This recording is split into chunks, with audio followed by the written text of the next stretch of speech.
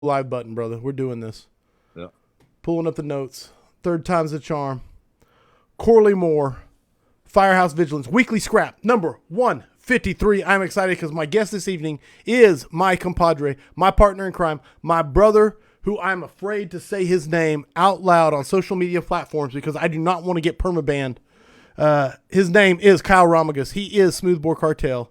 He is Smooth AF. He is Engine Company Resurrection, the note taker aficionado, one of my favorite presenters, one of my favorite speakers. If you have not had a chance, you need to check out episode 41 of The Scrap. You need to check out episode 75, the whiteboard episode, which people still reference all the time. I am not lying when I say trying to meet the bar of the first two is going to be a fun, very high bar to meet. So welcome my brother, my friend, Kyle Romagus, to number 153. Thanks for having me, man. I'm real stoked to be here. But I got a message for all the scrappers. What's up, scrappers? My second episode, 75, I think, has the most views on all the scraps, and you don't talk to chumps. You know what I mean? Like, scrappers need to step their game up. Like, Kyle Romagus is like here, like below the screen. Like, am I below the screen now? You're below the below screen. the screen. And then Jim McCormick and Ray McCormick and, you know, Rick George. I mean, this is where we are up here. You know, so I don't know. Message, you need to step your scrap game up, son. Throwing the challenge out to the scrappers to the whiteboard, man. It's hard to knock. Yeah. Well, I mean, we were talking about the I know you are. I know your humility is playing into that there, but there's a reason why it has a ton of views. Like, there is a lot of people who are like, sit down, school's in session, you're going to watch this scrap, and you're going to take notes. And that there's a reason. Yeah. It turned into Cruel Intentions, correct? It did. Yeah. Yeah. Facts. But it's about the best job in the fire service, so, I mean, I can't really blame them, but still, man, I mean, Jim McCormick, Ray McCormick, you know, Chief Ike, I mean, come on. 100%. 100%. Oh, Basil? yes. Got Basil on here, too? I mean, golly. The list, dude, one thing people always ask me, you know, like, I'm completely blown away that people continue to say yes. The quality of people continue to say yes. I'm just like, as long as they continue to say yes, the scrap is going to be amazing. Well, the guest list just rolls the ball down the hill now. They can't say no now. The momentum is hard to knock. Bo Vest said, "Oh yes!" 3 exclamation. Chief Dennis Riley, some epic stuff going down tonight. Andrew McGinn said, "Woot woot." Hunter Schmidt said, "Legend." Todd Edwards said, if I get it right, hell yes. That's just scrolling. One of the best instructors in the country. Agreed. Legend. Jared Van Eck said, "Charge the line, brother." Oh boy, who's going to take notes? That's from Greg Johnson. Greg, I'll clue you in. Amanda has graciously volunteered to attempt to be, and so I just got your note. And Kyle left a note for Amanda that said, "Good luck, Amanda," in there. 100%. 100%. Maybe we should do like how the sausage is made one day. Like, we really need to do an out video on how to do it. I gotta say this. Kelsey Trotty said, "Sup, Corley and Kyle. I've got my boy Jace watching with me tonight as promised." So I promised if they brought it up, I would wave to Jace. So there it is. I promised I would wave. What's up, kiddo? Absolutely. They came for the mustache that came from Curtis Kernan down in your neck of the woods. So people are I can't even keep, as you are well aware, I can't keep track of all that, but you're kind of caught up to speed a little bit. Yeah. Okay, before we get going, I'll do my housekeeping. Anything I missed? Anything you would like to add in the intro? Oh, man. Newly promoted training chief. That's it. Were you a captain last time we talked? Yes. Okay, so 75 you were still. So this is the first one where you're a chief. So I want to touch on that. Don't let me forget because we got so much to cover. All right. Audience, please get your questions primed and ready for Kyle and myself. This one, you know, no doubt about it. They're always interesting, but so much hype. Amanda is the one who is on the laptop catching your questions and throwing them out here. So Kyle gets a break tonight as we pick his brain. I want to mention the Vigilantes, the private group, the Vigilantes. If you want to be a part of it, go to firehousevigilance.com, sign up and join up. We've had 2 forums so far. We do it once a month. We have a forum. We read a book together, and then we talk about a topic. Last month, we talked about electric vehicle fires. It was awesome. Ron Moore came in there and talked about it. He's going to be on the scrap talking about the same topic. And then we discussed Jared Sergi's book, No Nonsense Leadership. this month we're doing It's Your Ship by Michael Abrashoff. And of course, we discuss all that stuff and what we're going to talk about, but go be a part of it if you want to. This episode, so get to the part that's important for the paying of the bills. This episode is brought to you by Key Hose, the hose experts. Elkhart Brass, a safe fleet brand. Fast Wrench. Check them out at fastwrench.net. Can you flash the Fast Wrench? I don't know. Throwing it at him. Yeah. There it is. With his personalized name. And then affordable. Yeah, 100%. I don't want to walk on you. Affordable Drill Towers, home of the Affordable Drill Tower and the Affordable Standpipe Prop. Affordable Drill Towers. It is firefighter owned and operated. Steve is amazing. Pump and roll using the Affordable Standpipe Prop. The Affordable Standpipe Prop, it fits through most classroom doors, so you can go in there and do standpipe theory, and then you roll it out into the parking lot, and you can pump on it. It comes with 6 standpipe valves. You can upgrade those to PRVs. You can customize it. Just call Steve and talk to him about what you want to do with it. It's amazing. 844-55-TOWER, or drop an email to info@affordabledrilltowers.com. So there you go. Sponsors of this scrap this week. So all that being said and done, I thought I blocked links. Uh-oh. You already got haters, man. No, they're posting. I don't even know how he's posting a link because I really. Well, while we're waiting, shout out to Fast Wrench. I got this in the mail today. So I saw this at H-Rock in Pensacola. Right on. Every tool on it to adjust any PRV that you would need. Now, obviously, in East County, we don't need PRV adjustments. We probably won't, as Howard said, until 2036 or like 2300, something like that. But shout out to Fast Wrench. Have you got a chance to check it out yet? I haven't. I got it today. Okay. Dude, I love it. And again, yeah. So, all right. McWilliams on Facebook today posted a firefighter rescue survey talking about search, and he posted a quick post that showed fires are down, but civilian deaths are up. What's your thoughts on why it's happening? And I love that post, and I was going to post on it, but I had too much stuff to get done. So now I'm throwing it at you. What's your thoughts? On why it's happening? Yeah, 100%, man. Just your opinion. I'm not asking for data or studies or anything that's provable. Just Chief Kyle Romagus' opinion on fires are definitely down, but civilian deaths are definitely up. It's kind of a crazy statistic, honestly, because, I mean, ever since America Burning in the 70s, we've gone way down from what was in that publication, I would think. But we're still hovering around that 2,900 to 3,000 plus every year, and it's, man, as for why it's occurring, I couldn't tell you. As for the real question is, why are we not having a greater impact? And we kind of alluded to it on show 41. It's like, you got to really ask yourself, how good are you? How good are we as a fire service? If this is our stats, like if this is our win-loss column, are we as good as we think we are? It's unfortunate. I would have to break the numbers down Bill Carey style in order to really give you a confident answer on that. But did he give a number, like what the number is today? Man, I wish I'd have pulled it up. I wish I'd have pulled it up. Hold on a second, I'll tell you. Yeah. If you hovers around the 2,900, 3,000, 2,700. You keep talking, I'll pull up the number. It's unfortunate, and those are the ones we know about.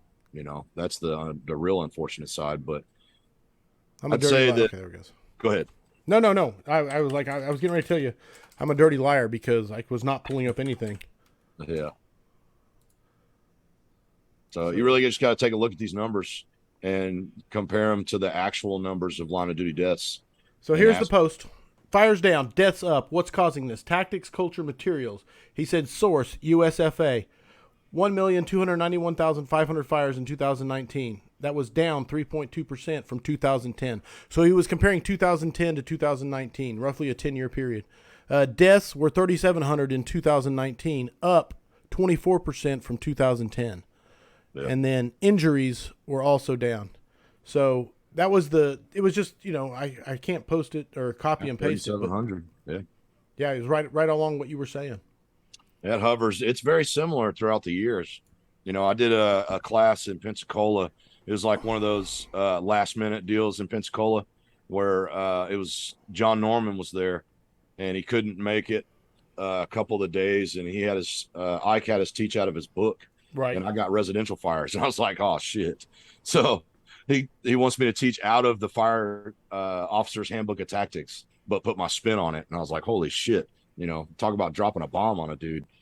But that was one of the things I talked about in that class was the trend of those numbers throughout the years. And I think I did 2010 all the way through 2018. I think it was 2018 when I did that class, or maybe 2019. I don't know.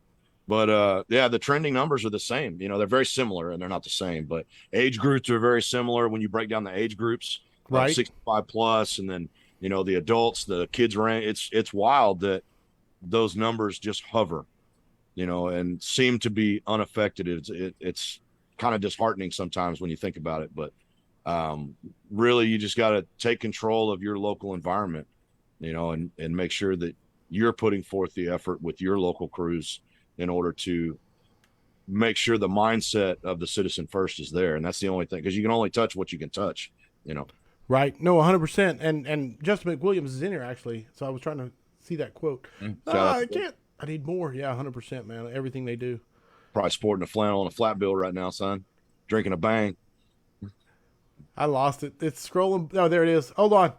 Yes. Why the fuck aren't we as a whole fire service focusing on the greater impact of saving our civilian lives and decreasing civilian fire deaths? So it was a statement, not a question. So but it was scrolling by so fast. Yeah. I got a question coming at you from Brian Seymour, and he said, can you revisit the theory you have mentioned about the room having wet carpet it's unable to flash over? Yeah. I don't know that it's a theory. It was an experiment. Is he talking about this particular experiment? Is that what that's what he referenced right there. I don't know if it was our conversation at COBC, listening to Stakes Talk, or, everything else in the URL FSRI studies. But all right, let's see if I can cook up some hate mail from some some people. But essentially, it was a study. What was his name again? This was man. I just deleted Seymour. Brian Seymour. Brian. It was a study or a part of the study that they did on I believe it was on the fire tax study. And what happened was they failed to rip the carpet out before the next experiment, and they couldn't get the room to flash due to the fact that the carpet was saturated with water. And this was like third hand information given to me, but it was by one of the dudes that was on the line at the study. So, I mean, pretty, information that I have no reason to doubt. Right on. It was not in the study due to the fact that it didn't meet the scientific parameters of what they were studying there. So that's the nuts and bolts of it, is that the carpet was saturated. They couldn't get the room to flash due to the carpet being saturated. And I was pretty vocal for a while about being disappointed about it not making it into the report, into the summary, or even the takeaways, or the just put it at the end. Considerations. It's footnote. Yeah, it's pretty important information that I don't think that we would have had it not been a sidebar conversation about it. No, and the takeaway is like throw the carpet out of the situation. Give yourself 160, 3.5 whatever gallons per minute in your hand. How long does it take to saturate a floor or saturate the sheetrock, or just the surface cooling involved, or the contents, and how much impact is that going to have on surviving a hostile fire event? Yeah. And at least, describe it in the report, like in a subsection like Q of a description of weird shit that occurred in the midst of, the UL testing. I would have liked to see that there, but, it's a little disappointing that it didn't make it into a conversation. No, without a doubt. And it's a great conversation. And of course, like you said, stir up some hate mail. Let's keep it controversial right out the gate, right? Yeah. It's coming. I'll send it to you. I'll forward it all to you, Corey. No, hey. I'm looking for our friend Kevin Pfluger threw something here, and I wanted to. Again, it's a nice, easy, soft toss at the beginning, but he basically said Camilla or hip grip, and why? Oh yeah, I'm gonna say Camilla all the way, man. But and he knows the reason, but I'll tell it anyway. I will say, let me start this by saying, and you're welcome, Kevin, for this, is that the hip grip is superior in every way except for being able to learn it in 30 minutes, Nice. and be successful with it. Right. But it's more successful in every way of putting water 360 degrees. It's easier to do in the hip grip than the Camella immediately. We can just get that out of the way. But if I've got 45 minutes with a dude and I need to get him to push a hallway and make a turn, and I've only got 45 minutes because I got 50 dudes lining up to get their turn on the nozzle, the hip grip is not superior in that aspect. No, I can take a dude that's never opened and move forward with a nozzle and teach him the Camella lock off, which Jay Camella doesn't like being referred to that, by the way, but I don't care. What does he call it though? I mean, it's the Camella lock. I mean, what are you gonna? Yeah, he was at Firemanship, and I asked him that question when he was at one of the guest speakers, and he did not look impressed when I asked him about What's he call it? The armpit love? I'm just wondering what you want to call it. He was taught by Andy. That's how Andy taught him. So, and he was a little disappointed to hear that it's been attributed to him. But Jay Camella's a cool dude. If you ever get a chance to meet him, I met him at Firemanship at the conference, and then after at the bar. I'll have to get introduced and get him on here to talk about it. Yeah, man. That should be the most watched scrap if you get Camella on here. And don't get me wrong, I am a hip grip lover, but one of the big things for me is my elbows, because I laid tile for 15, 17, whatever, almost 2 decades. Tuck that elbow, son.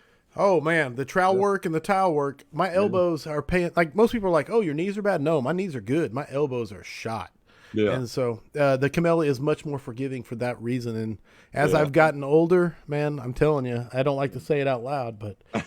And the other reasons is it's the same way I flow 2.5. So like it's a direct translation over to the big line, and I would always recommend start guys out with the big line, because you can muscle the 1 3/4 line. You can get away with poor nozzle mechanics, but the big line will humble you if it's pumped correctly and you don't have good nozzle mechanics and good body mechanics. But it translates directly over to the big line, number one. Number two, it's the same position I use to search. It's the tripod position I use to search. Same position I use to drag a victim or a firefighter in. It's the same position I do everything but walk on the fire ground. Like I do nothing in the hip grip position, like literally nothing in the hip grip position. Except the hip grip. Except for the hip grip, right. What I'm saying? But. All right, Chief. Todd Edwards has something coming at you. He said, Kyle, please share your thoughts on the best way to teach our young firefighters today. Oh man! And I want to tie this with Tom Hollick's question, because I got two questions. So Todd has that one, and Tom Hollick is throwing one at you. It said, Chief, what's been the hardest transition for being on the rig to going to training? What has been your biggest focus in training? So I'm kind of throwing those two questions together. Yeah. Because they kind of apply. So go ahead. We'll start out with Chief Edwards. Okay. So teaching young dudes is something I did for 5 years when I was at the fire academy. And really you have to break down the why way more for these young dudes, because they're used to instant gratification, and they smell their bullshit-o-meter is high, so they can call your bullshit pretty quick, if they smell it and their nose is good, but you got to really explain the why to these young guys, because they're so used to being able to see the why at their fingertips. The days of do it this way because I told you so are not as effective as they used to be, but really I would start out with breaking down the why. And once you break down the why well enough, you can establish that relationship to where they understand that you know what you're talking about in this subject matter. And then they're more likely to listen to you, number one. And number two, the why leads directly into the how, so if they understand the why and have a good grasp of the why, you don't necessarily need to drive home the how as much, but you really need to bring your level of expectation down. And no offense to any of the young guys out there listening, but there's guys I've met in the fire service that's never started a weed eater, that's never started a chainsaw, that's never, changed a battery in their own vehicle, and it's nothing against them, it's more against their dad more than anything, so if your dad didn't have you out there changing tires at 6 years old, you are ill prepared, but it's not their fault. It's just their problem, but you have to go into it bringing your level. If you bring your level of expectation down, you'll never be surprised and disappointed in that aspect, and always treat them like they don't know anything. And that's not just the young guy, that's everybody. Like if I'm explaining something to a dude for the first time, I'm not expecting him to be knowledgeable at all in that subject matter. And you break it down from the mindset that they know nothing, and then build them to the point to where you want them to be. You know, a lot of guys bitch about rookies and, you know, younger guys, but they are what you make them. You know, if you expect the guy to know how to start a saw, how to change the blades, you know, how to, you know, run small equipment, you know, you're going to be disappointed when he doesn't know that. Right you know? on. So take the guy outside and show him a screwdriver and show him a pry bar and what the differences are. That way, when he uses the screwdriver as the pry bar, you say, hey, dipshit, you know, we talked about this. You know, day one, this is a screwdriver. This is a crowbar. You know, bring the level of expectation down. Dude, I love it, man. To Tom's question, he said, what was the biggest challenge moving from the rig? From the rig to the desk, to the training chief, whatever you want to call it. But yeah, what's the biggest challenge? I would say that's twofold, and we'll start at home. Coming off shift work was tough at home because me and my wife been together over 20 years. Our 10th year anniversary is this year. So I've been in the fire service for our entirety of our relationship, like the whole thing. And I've been on shift work for almost our entire marriage. And coming off shift work, it was different, you know, because we spent almost 10 years with a break every week. You know what I mean? Right. So I'd go to work, and then I'd come home and usually have to catch up on sleep the first day. And then we work 48-96. So we'd have 3 days together, and then boom, break time, you know, and that's twofold for both of us. So, I mean, we're really starting to learn things about each other that we thought we knew, you know, and then we didn't. We're spending every night together, but it's helped us grow, I think. But that was the biggest change at home, was having that break go away, you know, with each other. The built-in break. Yeah. It's made us stronger, I think, you know. No, me and Amanda have literally 27 years of shift work plus 4 days, you know, and she knows. She's like, whenever I take off for too long, she's like, will you go back to work? You know, so I can only imagine. Haven't you ran out of PTO yet, Corley? Not quite yet. I'm close. I do my best. Yeah. On shift, or at the department, because I'm not on shift anymore, the biggest change for me was being more in an observer role, because I always wanted to get my hands dirty, you know, and being in the observer role is different, you know, watching things take place in front of you, because I run as a safety officer at my department, right? Which, if I don't have an assignment, that just translates to me finding some unsafe shit and going and get into it. You know, but you posted a dash cam. I don't know if it was your dash cam or not, but that was one of my questions I had for you. Was like, once you showed up, is like, how hard was it for you to stay out of the mess, or did you? Yeah, well, I weasel my way inside. Okay. Almost every fire, unless but our guys are good, man. Right. You know, they're knocking this thing out with, you know, first in, second due. They got some pretty good leadership making them that way. Oh man, these guys were always good, man. Okay. I can't take credit for any of that. These guys have always been good. But so I mean, when there's stuff left to do, I get my hands dirty with it. But that was been the biggest change, is being in the observer role. But you know, we all gotta graduate sometime, you know. Ooh, I like this one. Do you got time? I'm going to throw this one at you. You ready? I got all the time in the world, man. Nick Williams is throwing a good one. So it's right here, and it's current. And I was reading it while you were answering. If all questions are welcome, okay? So he led off with that, so that caught my attention. If you are on the first line in a residential structure, enter the fire room with high visibility, yet not a well-involved room, are you going to black it out, knock it back, search it first, etc.?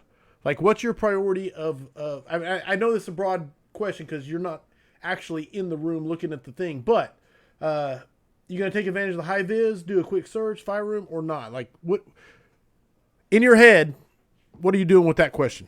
So I'm the nozzleman in this hypothetical situation? Well, I'll say yes until he clarifies differently. Yeah.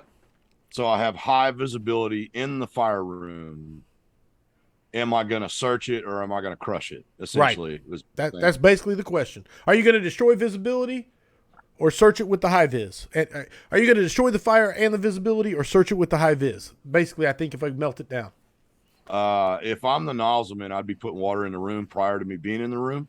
But to answer his question honestly, because I know what he wants me to say, but to answer his question honestly, and from my mind frame and my experience, I would open the nozzle if I haven't already. But A buddy of mine named Jay Bonfield, friend to the scrap, Absolutely. taught me a nice little acronym that I've taught ever since. Was Uncle Sven, which is make the fire say uncle, search immediately after, uh, ventilate, check for extension, notify command. Nice. So Uncle Sven. But from my mind frame, Justin, and I know you're probably going to be mad at me, and your flannel hands are typing right now. I would crush it. I would crush it. There you go. Crush it. Crush that shit. I had like 15 people say search. Yeah. Then about 15 people say crush that shit. Crush it. Yeah. No, I'm just trying to be honest with you. Justin's a homie. Absolutely, man. That's why they ask. And if it wasn't such a great Ethan Lassiter said trap card avoided. So, I love it. No, 100%. Situation dictates everything. That came from Scott Sanders. And I think that's the biggest key to the whole thing is you can hypothetical this all day long, but unless you're in that room looking around, it's really hard to play what if, although it's all we've got as far as planning for the future. Okay. Coming at you, Kyle. Controversial topic. Most understand prioritizing trapped occupants is the mission, but can you speak on prioritizing fire attack over search and when? I have an idea on who asked this question. It was Vaughn Brown, just for reference. Oh, that's surprising. So the question is, when would I prioritize search over fire attack? Most understand prioritizing trapped occupants is a mission, but can you speak on prioritizing fire attack over search? Yes. Sorry, I was restating the question again, but yes. Okay. If I arrived on an engine, the only reason that I would not be pulling a line is if I have visible victims. So if I showed up on an engine and the first in engine, and my job is to put water between potential victims and fire, the only reason that I would not stretch into the building if I have the environment that allows for it is visible victims. Boom. And somebody's still going to stretch, but we're not going to be focused on everybody on the stretch. So driver may be throwing a ladder. I may be throwing a ladder if I'm playing the captain in this scenario, but not 99.9% of the time, one of those three dudes is stretching. Now, whether they enter the building or not is dependent on the situation, but somebody's stretching to the drop point of that building. And then from there, because gold standard is simultaneous tasks in that situation, so simultaneous tasks is the gold standard there. And if you have a crew that is dialed in and has prepared for that situation, has talked about it prior to, you can get some simultaneous action going there. But that would be the only reason that I would prioritize rescue in that aspect over the line being put in place. Visible victims. Visible victim. I love that, man. And that's our default in my organization is visible victims, like known victim, known location. Yeah. And that's situational too. So like if absolutely. I see a visible victim on the first floor, that's different than seeing a visible victim on the third floor of a garden style apartment. Absolutely. So I mean, does even with a visible victim, it still may be the best option is to knock that thing down, man. Yeah. Somebody's put water on the fire. It just depends on whether or not I've got visible victims, whether or not we're going to be committed completely to fire attack or we're splitting. So simultaneous task is gold standard. You want a question from Manny the Barbarian? Yes or no? Come on, man. All right, I thought that's who asked that last one. I know it's along the same lines, but this one's more binary.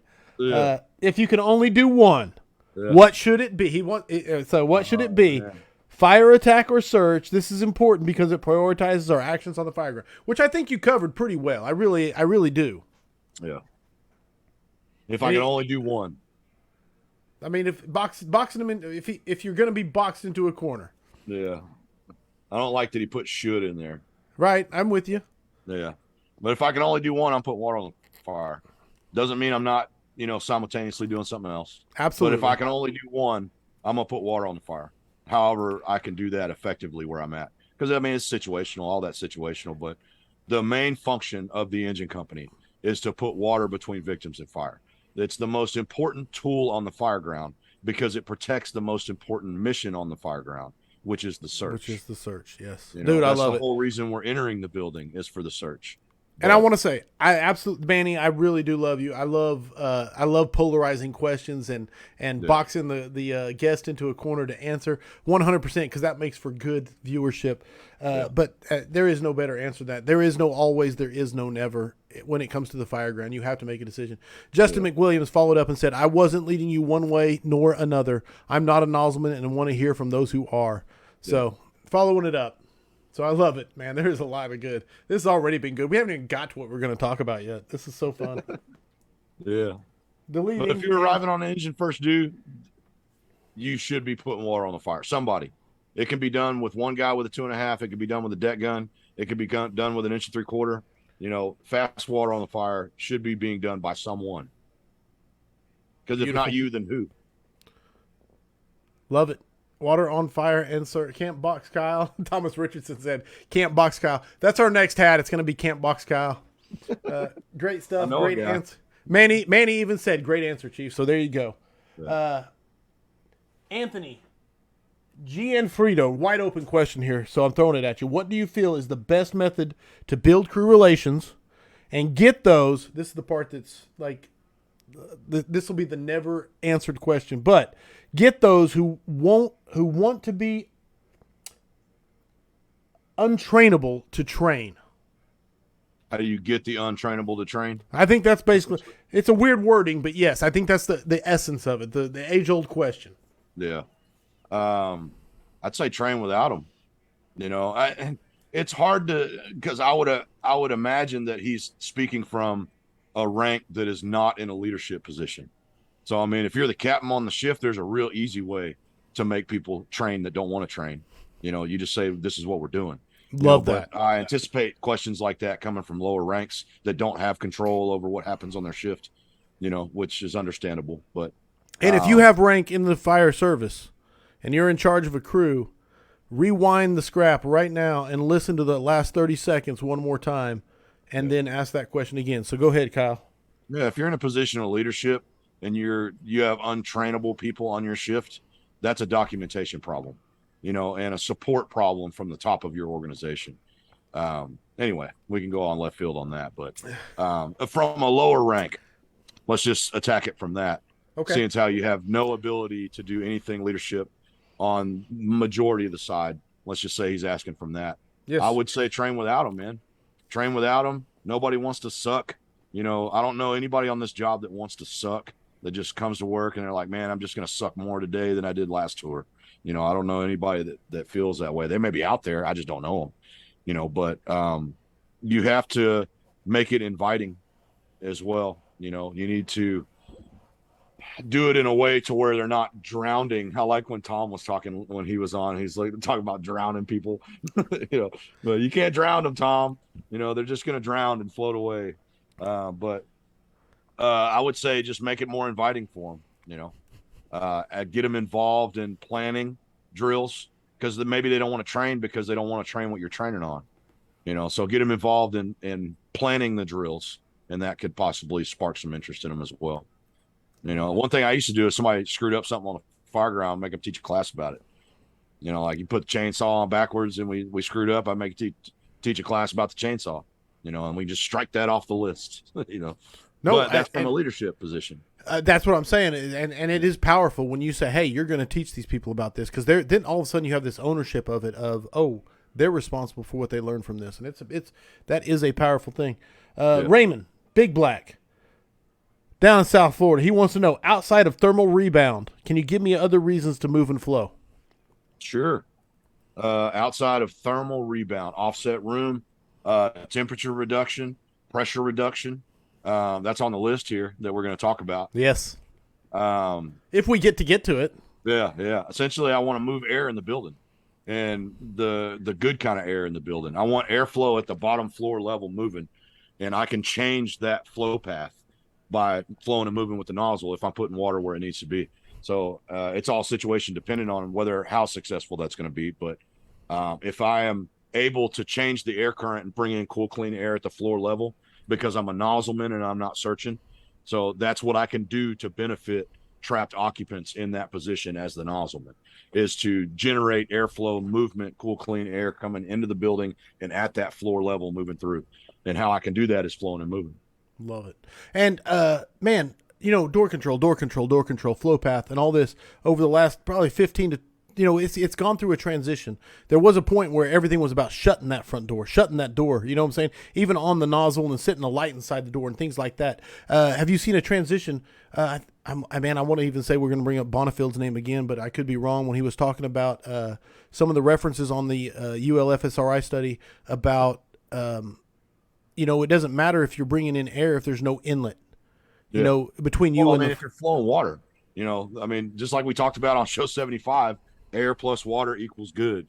No air or air plus no water equals bad. Bad, yes. We don't want to be force feeding air into this building if we ain't got water flowing. But the last UL study that came out killed door control for me. It's done. It's over. It's a thing of the past for me. Yes. I don't even talk about it anymore. And that is all considering that the nozzle's flowing. So if I'm in a situation where I don't have a nozzle or I need to isolate the area if I choose to do that, or I'm in a large compartmented building that I don't have access to the seat of the fire quickly, then yeah, maybe it would be the best beneficial option to use some door control there. But in the single family residential dwelling, door control is dead for me. Nice. So open that nozzle, get cool, clean air moving through the structure in untraveled areas that we haven't been to yet. And that's what I can do the best for those people in those areas if they're there. Short of beans on the stove, and I'm talking, just like a ton of smoke, but no heat whatsoever. But in any sort of low vis heat building, I don't want to say high heat. I just want to say low vis heat building situation. Is there any reason not to have the nozzle open if you are worried at all? Like that question? No, it is a question from me. Just from I'm trying to pretend like I have 2 years or 2 months coming onto the rig. You know what I'm saying? And saying. Because when I first got here, I was like, "Hey, don't open that nozzle. We don't want to blast all the precious moments off their shelf and ruin stuff." Yeah. Well, property's important. 100%. Property's really important, but I would say, like we talked about before, is the 50% level. If it's less than the 50% level in the space, then I would hesitate on flowing water in that area. Love it. So, and what I'm referring to is the percentage of smoke level inside that room. You almost talking about demarcation almost? Correct. Yeah. Okay. So if I'm and depending on the building you're in too. So like if I'm in Walmart and I got, 10% of the door, I got problems. Yes. You know what I'm saying? But in the single family dwelling arena, even with high vaulted ceiling, like you're going to have to use your district, because if you're in a, 20,000 square foot mansion, with high vaulted ceilings and you've got, 10% of the room with smoke conditions, yeah, you should be opening the nozzle right now. But in the regular 2,000, 3,000 square foot private dwelling, I use the 50% rule. So always compare less than 50%, I'm not worried about it. Volume of the box versus the volume of the container, 100%. But absolutely. How do you motivate the younger generation in training who are not ate up with the job, the ones who just go through the motions? It's easy for me because I was a captain for so long. And like I said, a lot of these questions are stemming from people who aren't in leadership positions, right? And it's tough on that. But make it, like I said earlier, make it fun for them, man. Get them involved. Don't just tell them this is what we're going to do. Ask them what they're interested in training on. Do some real time drills with them and expose weakness. So once you expose weakness to a guy and he knows it's a weak topic for him or her, they're more likely to address training in that arena. You know what I'm saying? So someone said, you can dry shit out, but you can't unburn it. Book of Romagus 210. That's Ike, man. That's Chief Ike. He will always give credit where it came from. Yeah. And no one takes better notes than Kyle Romagus. Yeah, I probably wrote that down probably at least 500 times. Write this down. 1,000%. I was going to bring up a question. I completely forgot it. What were we just talking about before I read that quote? We were teaching talking the about unteachable. No.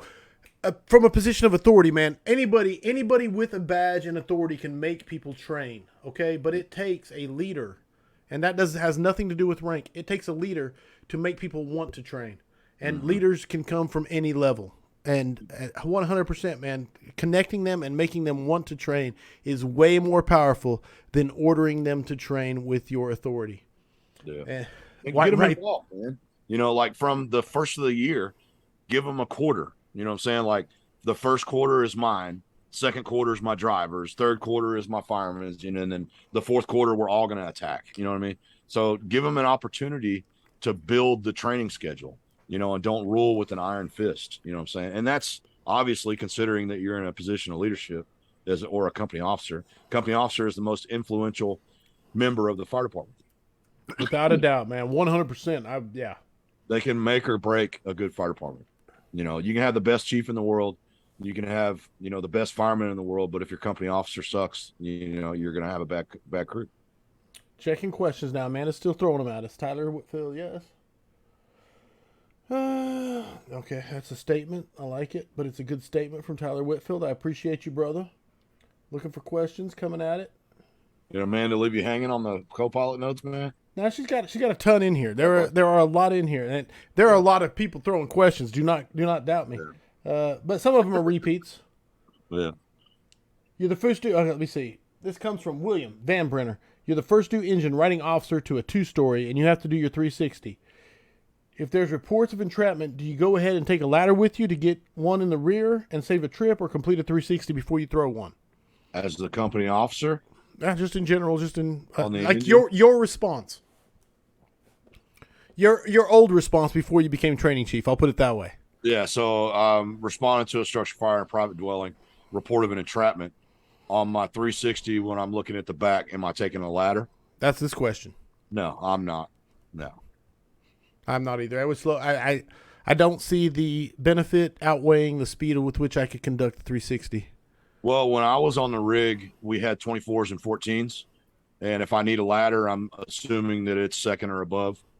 And the easiest ladder that I could take with me in that situation without stalling operations would be the 14.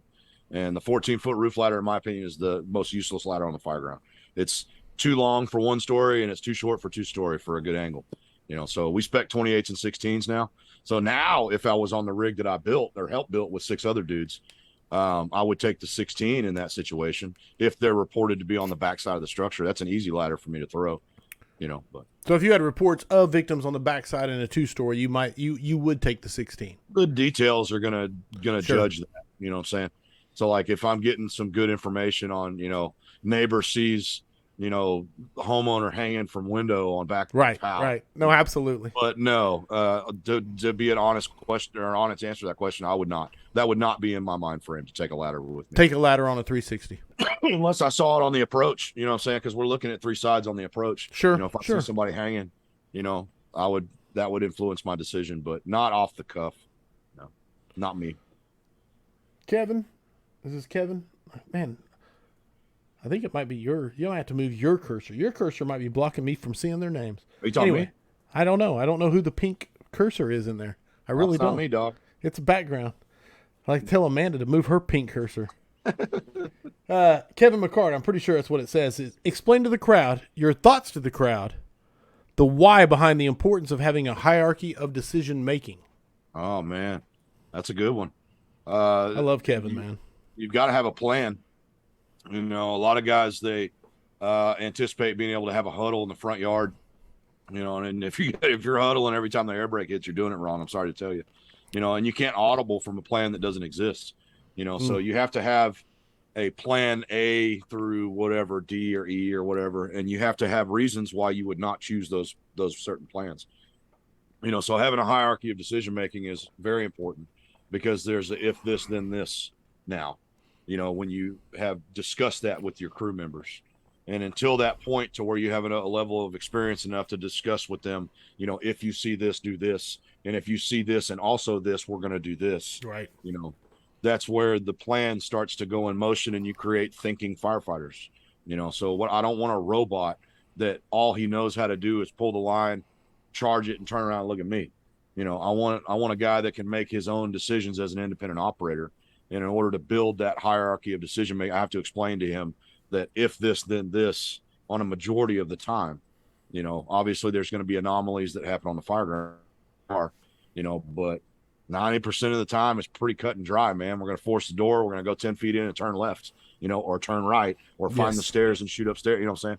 So, I mean, it's not on the engine aspect of things, it's not extremely difficult to explain the if this, then this. There's very minimal situations where the audible would occur.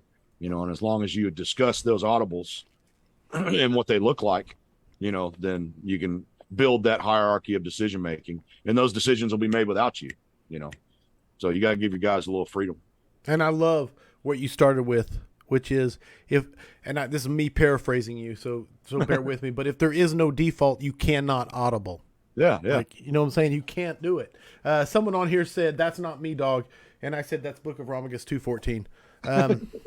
100%. Eric Roy, we're going to talk about some firefighter drills coming up. I really do mean that, so I'm skipping that one. I like this one. It's coming from one of the best mustaches in Kansas. What's Dave Mellon? Yeah.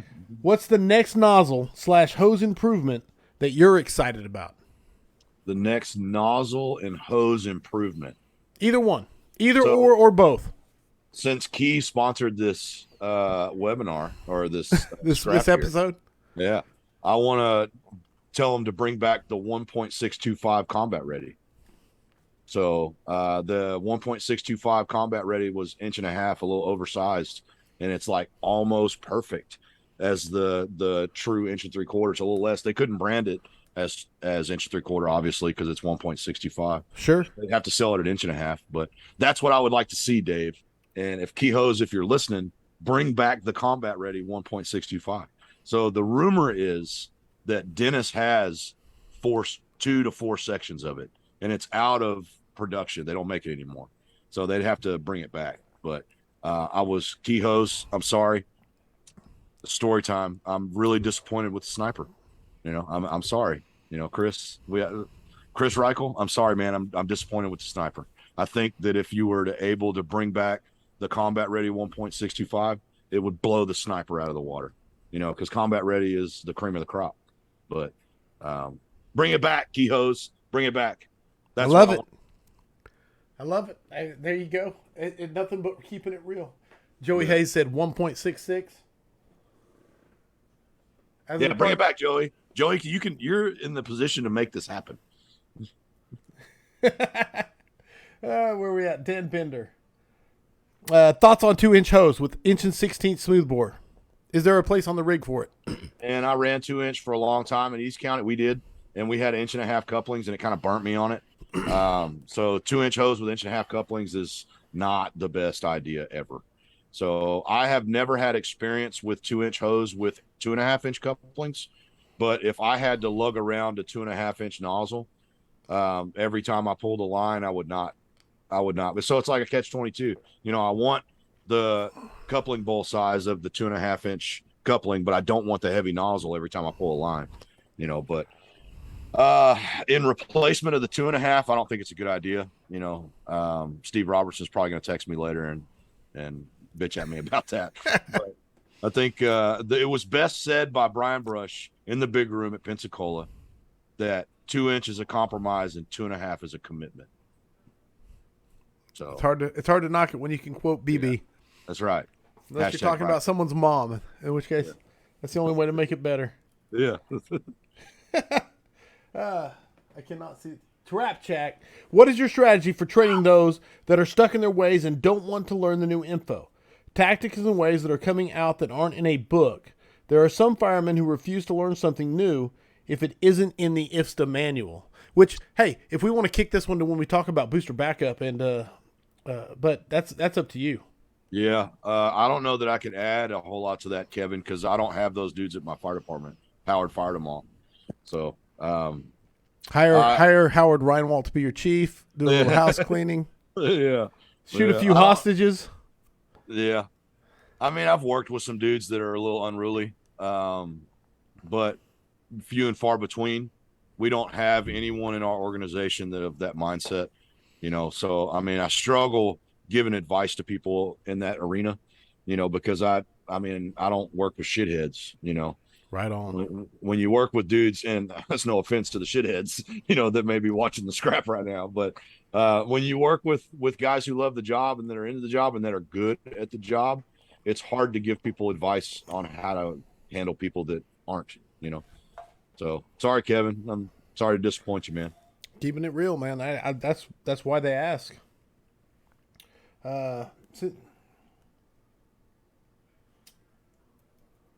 Morgan Cantwell, and this kind of ties into getting off the rigs, but since your promotion, I like it. Has it been easier to identify problems within your organization and how to adjust the training needs?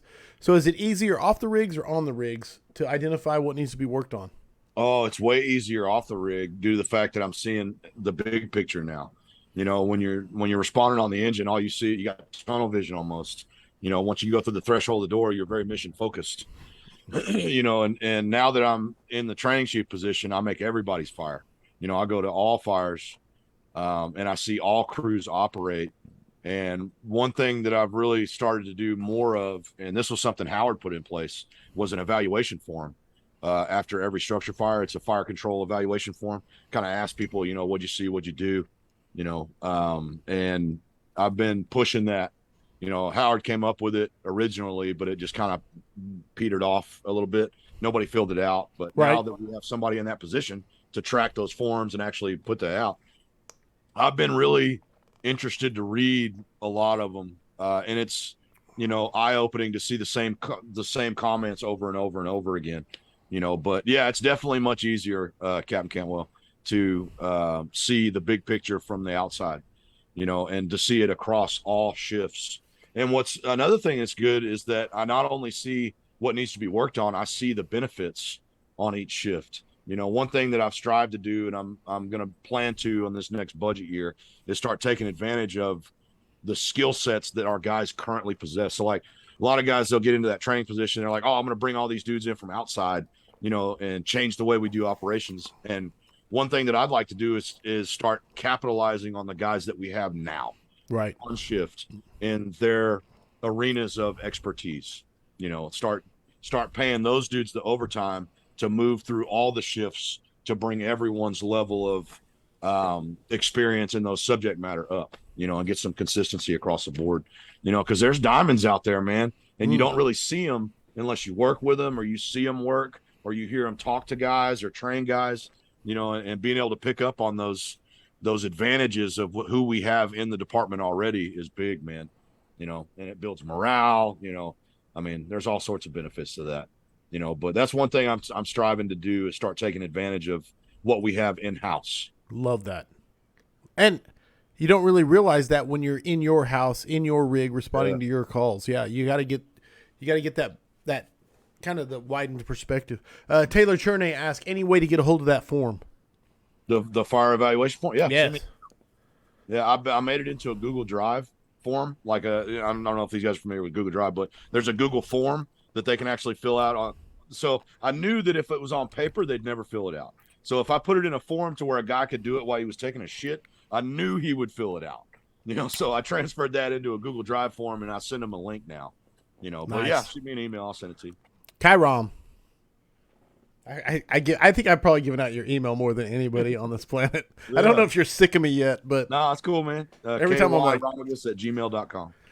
Kyle Romagus@gmail.com. He's the gatekeeper. That's what I send every. It's a copy paste. He's the gatekeeper asking for permission, and then I send rocker fingers and say enjoy. So, all right. Training and paging, blah blah. Yeah, I got that one. But yeah, like when you're on the engine, going back to that question, when you're on the engine, the way I tell people is like my engine was 32 feet long, you know, so I've got the 32-foot view when I'm on the engine, and then the fire chief has the 30,000-foot view.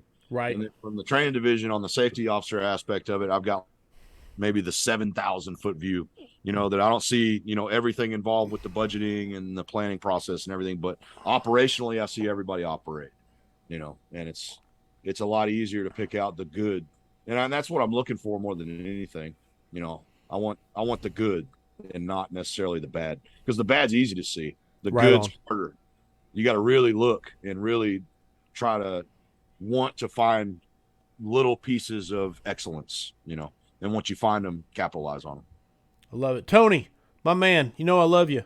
Please, when you get a chance, reword your question so I can understand. I didn't quite understand the question. That Tony Nunez? Yeah.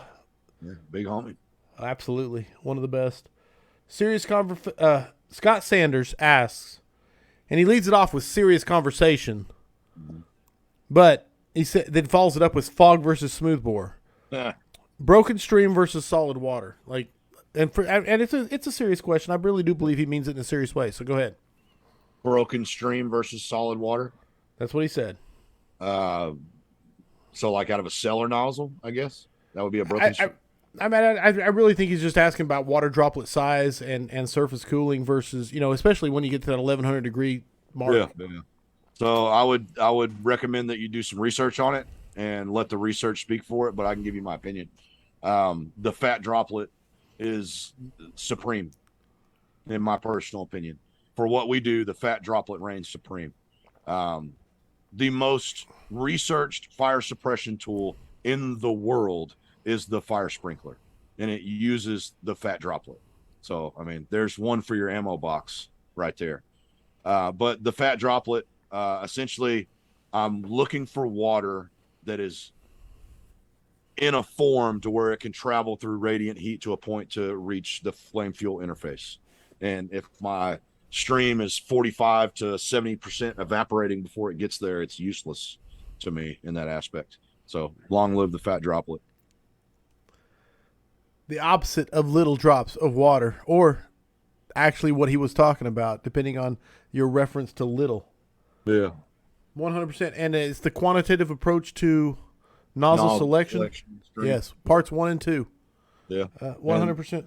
Book Andy, Return of the Solid Stream. I mean, there's lots of, tell him to shoot me an email if he wants ammo for his more arsenal. Detail. Absolutely. And this is the man guy that like snuck in here and he's trying to push me. I don't know. We'll see. Romagus, 100% is the guy that turned me on to all of this and made me a believer. It's out there, man. You just got to do some research. Don't take my opinion on it. That's why I tell people all the time is like, don't take my opinion, because my opinion has been shaped by my personal experience in my bubble and what I've read and what I've studied. So don't take Kyle's opinion. Go out and do some research. That would be my best piece of advice. Eric Roy, and I'm getting ready to get to. I want to get to the 10. I'm going to cut off questions at some point. There's just so many coming, brother. I hope you don't mind. Yeah, what's your opinion on ultra high pressure? If you have any experience with that rabbit hole, I have zero experience with ultra high pressure. None. We did not buy into the hype of ultra high pressure. I've read a lot about it. I've got zero real world experience. So what I would be giving you would be my jaded opinion of what I've read, because I've never used it, not one time. And in my head, it's just going in there with a car washing wand. You know what I'm saying? That's how I see it. I don't know if that's fair to it. And I would think from what I've read, it produces knockback. And that was a term that was coined by, I believe, Uncle Ray coined that in the UL studies. Okay. Knockback. And there's knockback, knockdown, and extinguishment. And I would say that ultra high pressure is really good at knockback. But as for reducing heat levels in the room, reducing, turning exothermic materials back into endothermic, it ain't happening. So it just depends on what you're looking for. If you're looking to stop fire progression, but not remove heat, I think it could be a good option for an understaffed department in that aspect. But it's never going to be what a solid stream would be. It's not. That's not what it is. I'm way out of my depth when you come to this, because, like I said, I picture myself with the car There's washing. A lot of it's basically sold to a lot of volunteer departments that have one guy responding, picking up truck, or a first dude. There's a lot of departments out there that put them on their first 2 battalion chief's truck. Does it really stretch the tank water in a massive way or some? So okay, that makes sense. There's no heat reduction that I know of, and like I said, I've got zero experience with it. All I've done is read and seen studies on it, but the overall temperature reduction is not there. It's just not what it's meant to do. It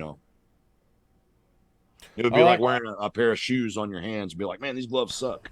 I was like, well, they're shoes, so there's that.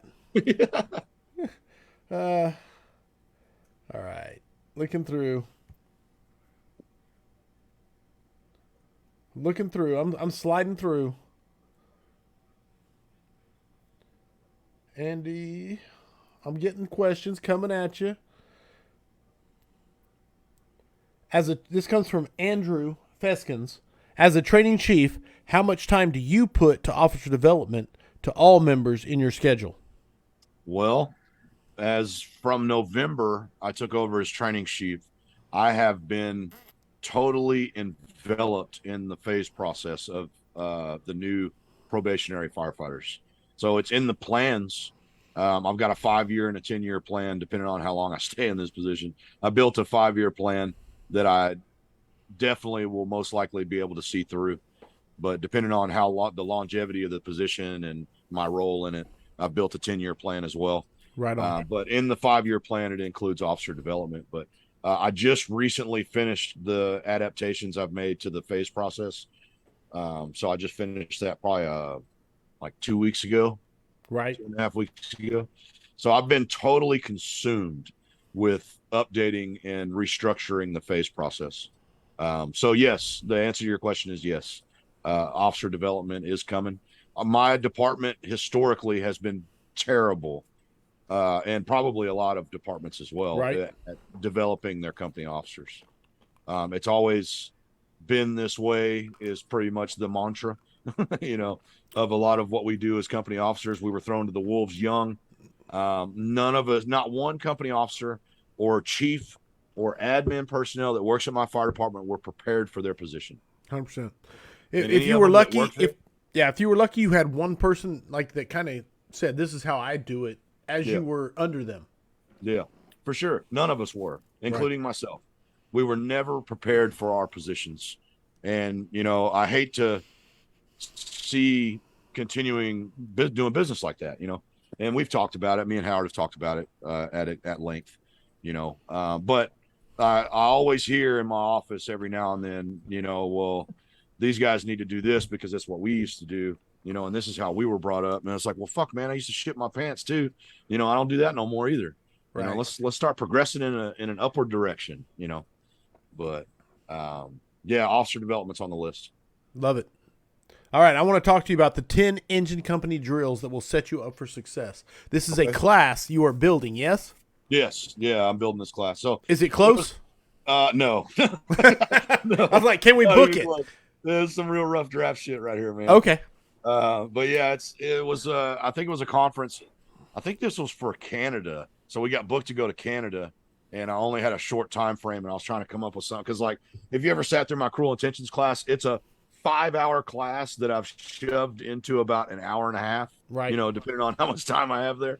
And then the stretch is a little bit shorter. It's about an hour and 20 minutes or so. So I had a small time frame in Canada in October that we were supposed to go. Now I can't go because I didn't get a shot, but that's another topic of discussion. Another rabbit hole. Yeah, for sure. And we won't go down that road because we'll for sure get shut down by the Zuck on that one. But basically I wrote this for this time frame. So 10 drills to ensure that your engine company is going to be set up for a win, and not in any particular order. These were just things that I was thinking of when I was making this class. So the first one's booster backup. Booster backup was coined to us. I don't know if he came up with it. I think they've been doing the 2-engine attack on the West Coast forever. Robbie Fisher may be able to tell you about that. I think they call it a 2-engine attack. But Ike really made it popular for us in our aspect of it, as referred to as the booster backup. Booster backup is the first drill that's talked about here because I think it's most important for laying the foundation of the first and second due operations. And it's going to take some work on the driver's side of things in order to make this process successful in what it's meant to be. So essentially what it's doing, for those of you who don't know or are not familiar, is you're tying the first two engines together. So we're increasing our time on tank water, number one. We're providing tactical redundancy, and it allows for those simultaneous actions that we talked about. So we're talking about doubling our crew size immediately versus leaving one down at the street catching a plug on the way in. But firefighting's local, so I mean a lot of guys on the East Coast it's going to be a hard sell for a lot of those guys coming either first due, getting their own water supply, or second due. But essentially the biggest benefit is it increases time on tank water. So if I've got two 500-gallon engines and I put them together, if I'm flowing 160, I just got 6 minutes versus 3 minutes. If I've got Two 750s, I got 1,500 gallons. I've got 9 minutes instead of 4.5 minutes, and then 2000s, I've got 12 minutes instead of 6 minutes. And we're talking air brake hits, nozzle opens, never closes. Never closes. 6 minutes. And if you have that and you're not thinking defensive at that point, you might start thinking that way. So that's the mindset you got to get into is, man, it's gonna be knocked. You're turning it into a swimming pool at that point. Yeah. So that's the biggest benefit is it increases time on tank water. Yes. Next up is tactical redundancy. I don't know if you've ever been on a scene where you had a pump fail first due. You know, it happens. So we set up our booster backup in order to take that pump over. And that's one of the drills on here as well that we can get to. But during a pump failure, we can actually pump through that piece of apparatus with that booster backup without any adjustment whatsoever on the pump panel.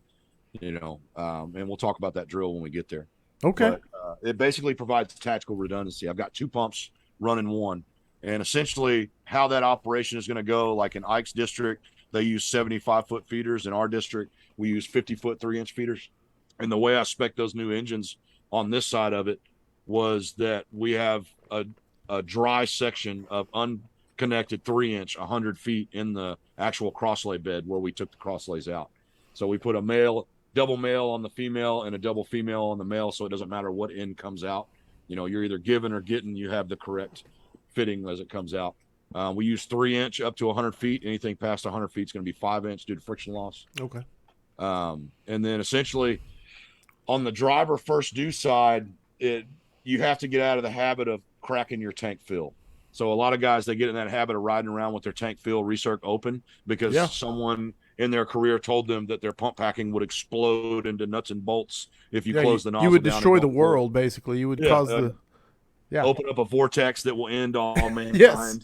You know, if you don't open the nozzle in 90 seconds.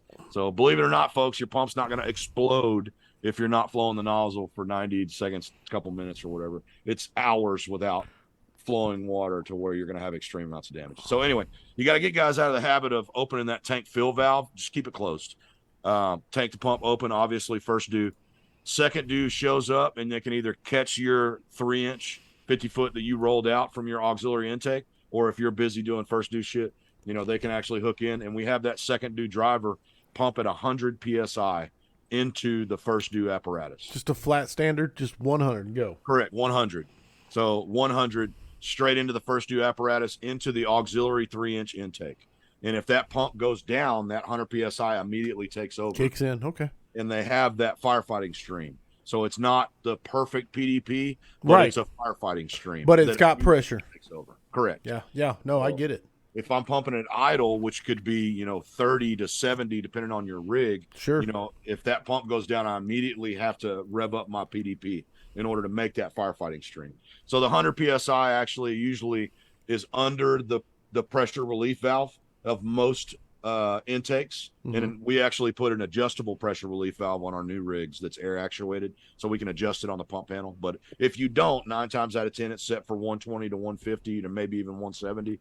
So your first step in this process would be to figure out what your auxiliary pressure reducing intake is.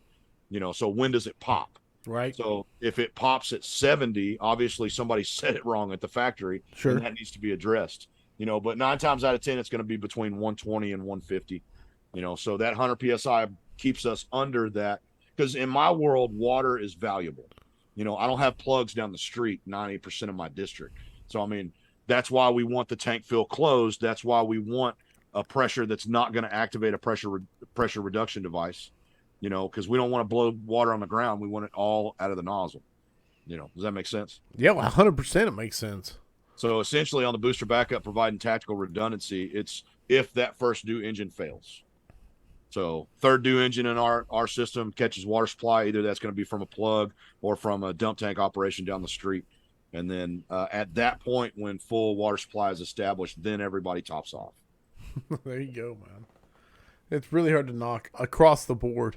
Yeah. Number 2, blitz and stretch. Blitz and stretch. Blitz and stretch is a big one. Like we talked about earlier, simultaneous actions, man. So you can either blitz with the deck gun or 2.5. I personally don't like blitzing with a RAM monitor or a blitz fire or something. So you got your browser open, right? Read me the definition of blitz. Like Google the definition of blitz. Like a blitz fire attack, or what do you want? Just blitz. All right. It's Blitz. going to bring up a sports analogy first and then a military as well. Blitz definition and meaning. Yeah. An intensive aerial military campaign and air raid, a fast, intensive non-military campaign or attack, a rush of the passer by a defensive linebacker back. Yeah, all those have to do with speed, right? The majority of those definitions have to do with speed. I like it. A blitz attack or a ram monitor is not speedy. There's nothing speedy about that. Okay. You know, so deck gun, if it's above the first floor usually, or if I'm not able to park far enough away, the deck gun can be useful because it's hard to get the deck gun negative. But 9 times out of 10, it's going to be 2.5. You know, and that's basically going to be called for in large uncompartmented spaces like a garage fire or exterior fire, like exterior walls, roof line, anything like that. So it's a time machine essentially, and that's a simultaneous action at the same time the line is being stretched. So I just want to be clear. So instead of stretching like a ram or something, you say a 2-inch or 2.5, 2.5, and a nozzle, and just hitting exterior fire or hitting visible flame, or a garage fire. You know, right. Garage fire, something like that. You know, but essentially it's a job that can be done by a driver in less than a minute. You know, if you train on it. You know, so. If you've got pre-connected lines, or if you end up rolling one up with a nozzle in his EO compartment, whatever you guys choose to do, you know, but having a blitz and stretch option is beneficial. It's a time machine, man. You know, so we use GPM times 3 in my department. So GPM times 3. So 300 GPM coming out of the 2.5, 300 times 3 is 900 square feet. So if I'm looking at 900 square feet of fire, you know, 2.5 and then bundle off of it is how we teach our guys. It's written in our protocol. I'm interrupting. I'm calling. I like this question. It comes from Stephen McCaffrey. He said, Kyle and Corley, when do you all feel 2 out? I get hammered with this when crews enter an ideal H. So I want to hear your thoughts on it because we've been 2 out. And for those listening only, he just showed his hat that says 2 in, and then it crosses the 2 out and it says fire out. Yeah, that's my homie Travis from California came up with that. A lot of people operate in states that are OSHA mandated states. Texas is not. We give OSHA the finger. So we are not liable in that aspect of it. A lot of people argue that we are, you know, that we aren't. But if it happens, surely, blah, blah, blah. Right.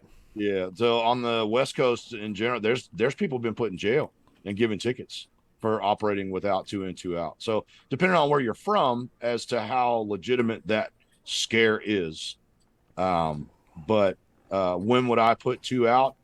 I don't see an operation in my fire district that we would operate with 2 out. So the answer to the question would be 0. 0. There's your answer. No, it's a great question, man, because a lot of people have to answer the proverbial boogeyman. Yeah. And, you know, and we're talking residential, you know, so RIT teams are important. I'm not discounting RIT teams, you know, especially in the commercial aspect. That's where we get jammed up. You know, guys get jammed up in commercial fires and they're not burning to death. They're running out of air and they're dying. No. 9 times out of 10, or a wall falls on them, you know. But again, you're not, and again, let's talk residential because you're not holding up fire attack, especially fire attack, which we know is the most important aspect of supporting the primary mission. But you're not holding up fire attack to have 2 people standing outside with kits and ladders and yeah. The RIT team is way more useful to me inside the structure. Right.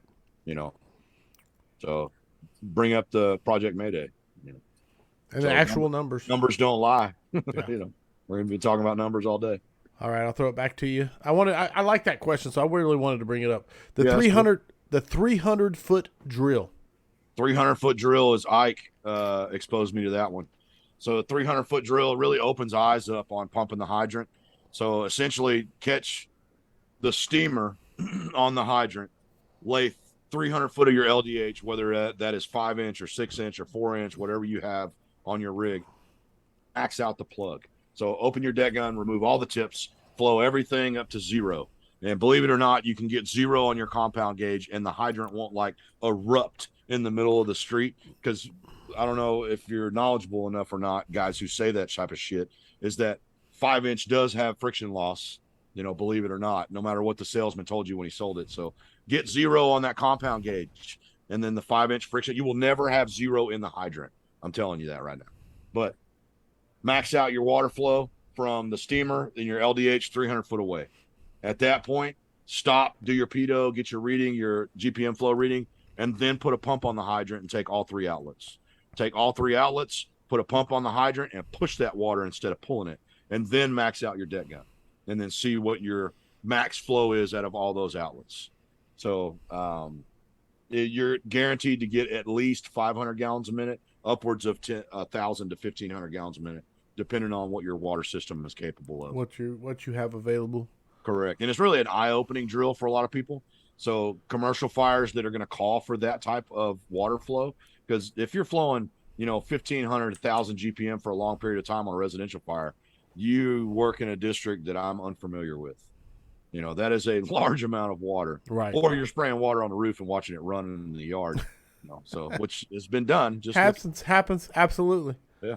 Multiple sticks in the air. It happens. Yeah, but that's where it's going to be most beneficial is the commercial fire, because that's where you're going to have that large water flow for an extended period of time. And it's really an eye-opening drill for a lot of people. And really, if you do enough research on it, you wouldn't have to have anybody explain that to you. That's why they call them pumpers and not pullers. They're designed to pump water and not pull it. The water district's only required to give you outlet pressure, not that outlet pressure 300 feet down the road. Love it, man. There's a lot of knowledge. I like this one coming at you because someone wanted some on interior RIT, which again, man, down in the Houston area. Yeah. They asked for, barely caught that. You think RIT teams should be interior? Touch on that. Cyrus Merritt. So if I have enough people on my fire scene to have an established RIT team, that's a different conversation than we were just having. So what we were just having was a 2 in, 2 out conversation. So, and those 4 guys are more beneficial to the overall mission and safety of the citizens that could be trapped inside and myself as the first new crew inside the structure with me. That's what I meant by that. 100%. If I have enough manpower to have an established official RIT team with tools and RIT bag, that's different. That's a different conversation than what was asked earlier. No, it is. And but I want to reference Project Mayday and the numbers done and where the rescues come from. It's hard to argue with the numbers as far as the self-rescue / the crew, the actual crew that was involved in the Mayday versus interior crews that were nearby versus just crews inside versus RIT. And but 100%, Kyle is the most articulate speaker I know, or one of. I don't want to say the most. One of. Drafting without blocking. Oh, we skipped one, bro. Did I? The most important one, which is the stack up. Stack up. Yeah, stack up. Sorry. So essentially, marrying companies, it goes right into booster backup. So marrying companies together, FDNY has been doing it for decades. If FDNY shows up with 6 on an engine and they still marry companies together, we're dumb for not doing it with 3. So the stack up concept, something that Howard put in place at our department. It's been spread out a little bit through our area of the country, but essentially a stack up concept is we're stacking 2 engines together, or we're stacking the ladder truck as they show up on the hose line, and this is situation dependent. So talk to me about your numbers when you say like engines, ladders, etc. Yeah, so if the ladder's second due, and depending on the situation, so like if I've got a fire on 2 on the Charlie side and the line has 6 pinch points to make the fire room, 2 guys, it's going to take a while for them to do that. Yeah. So, and granted, where is the search crew going to start their search? Where should they start their search? Question mark. As close to the fire as possible, right? So how do we get that search crew and the fire attack crew to that fire room on the Charlie side of Division 2 faster? We assist moving the hose line to that area. So the stack up concept essentially marries 2 companies together for those difficult stretches. Fire on the alpha side of Division 1 with a 10-foot push inside and a left turn doesn't need a stack up crew. But in those situations to where it's a difficult stretch, marry those 2 companies together, get the line in place where it needs to be. So as my homie Vincent Dunn says, hose lines should be stretched in series, not parallel. So don't stretch the second line when the first line hasn't made the fire room in nomenclature, So And I love this because how much, I mean, obviously this comes down to expectation. Like you said earlier, we can't call it audible if we don't have a default. So how much of this, and obvious, man, it's just so much to unpack. How much does the expectation rely on the training ground setting the drill up for success so that you know, hey, I'm going to need to marry up and get this done because this is going to be a difficult stretch versus we don't need it this time. And that goes all along with the incident commander have making that stretch before. So if the incident commander sends 2 guys to take a 2.5 to the Charlie side of a garden style apartment on Division 3, he's never made that stretch. There's no way he would have assigned 2 dudes to do that if he's ever done that personally. But so bread and butter, Division 2 of a residential structure is usually going to have 4 to 6 pinch points. So the goal is to get the search crew as close to the fire room as possible. The goal is also to get the nozzle to the fire room as fast as possible to protect the search crew and to make and take space. So basically with the stack up concept, if I'm told to stack up, so how those orders will be given, engine 1 shows up on location, offensive attack on Division 2, engine 2 shows up, stack up on engine 1 and perform a primary search. So essentially they're going to stack up on that first 2 hose line, move it to the fire room, and as soon as the benchmark water on the fire is made, they split search from the fire room. Starts heading backwards. Correct. Okay. So that's essentially the stack up concept. No, I love and just the nomenclature / benchmarks are the part that make it possible. Yeah, for sure. No, I love it. But it takes an incident commander with enough knowledge, and our guys do.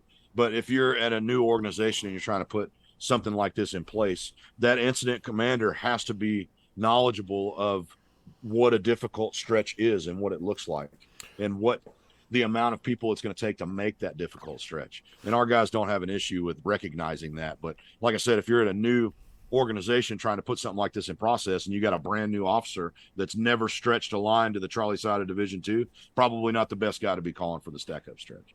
No, and the other part you have to wonder is we know there's organizations that exist that have 3 different shifts, 3 different cultures, 3 different sets of tactics, depending on the battalion you're in or the size of your department.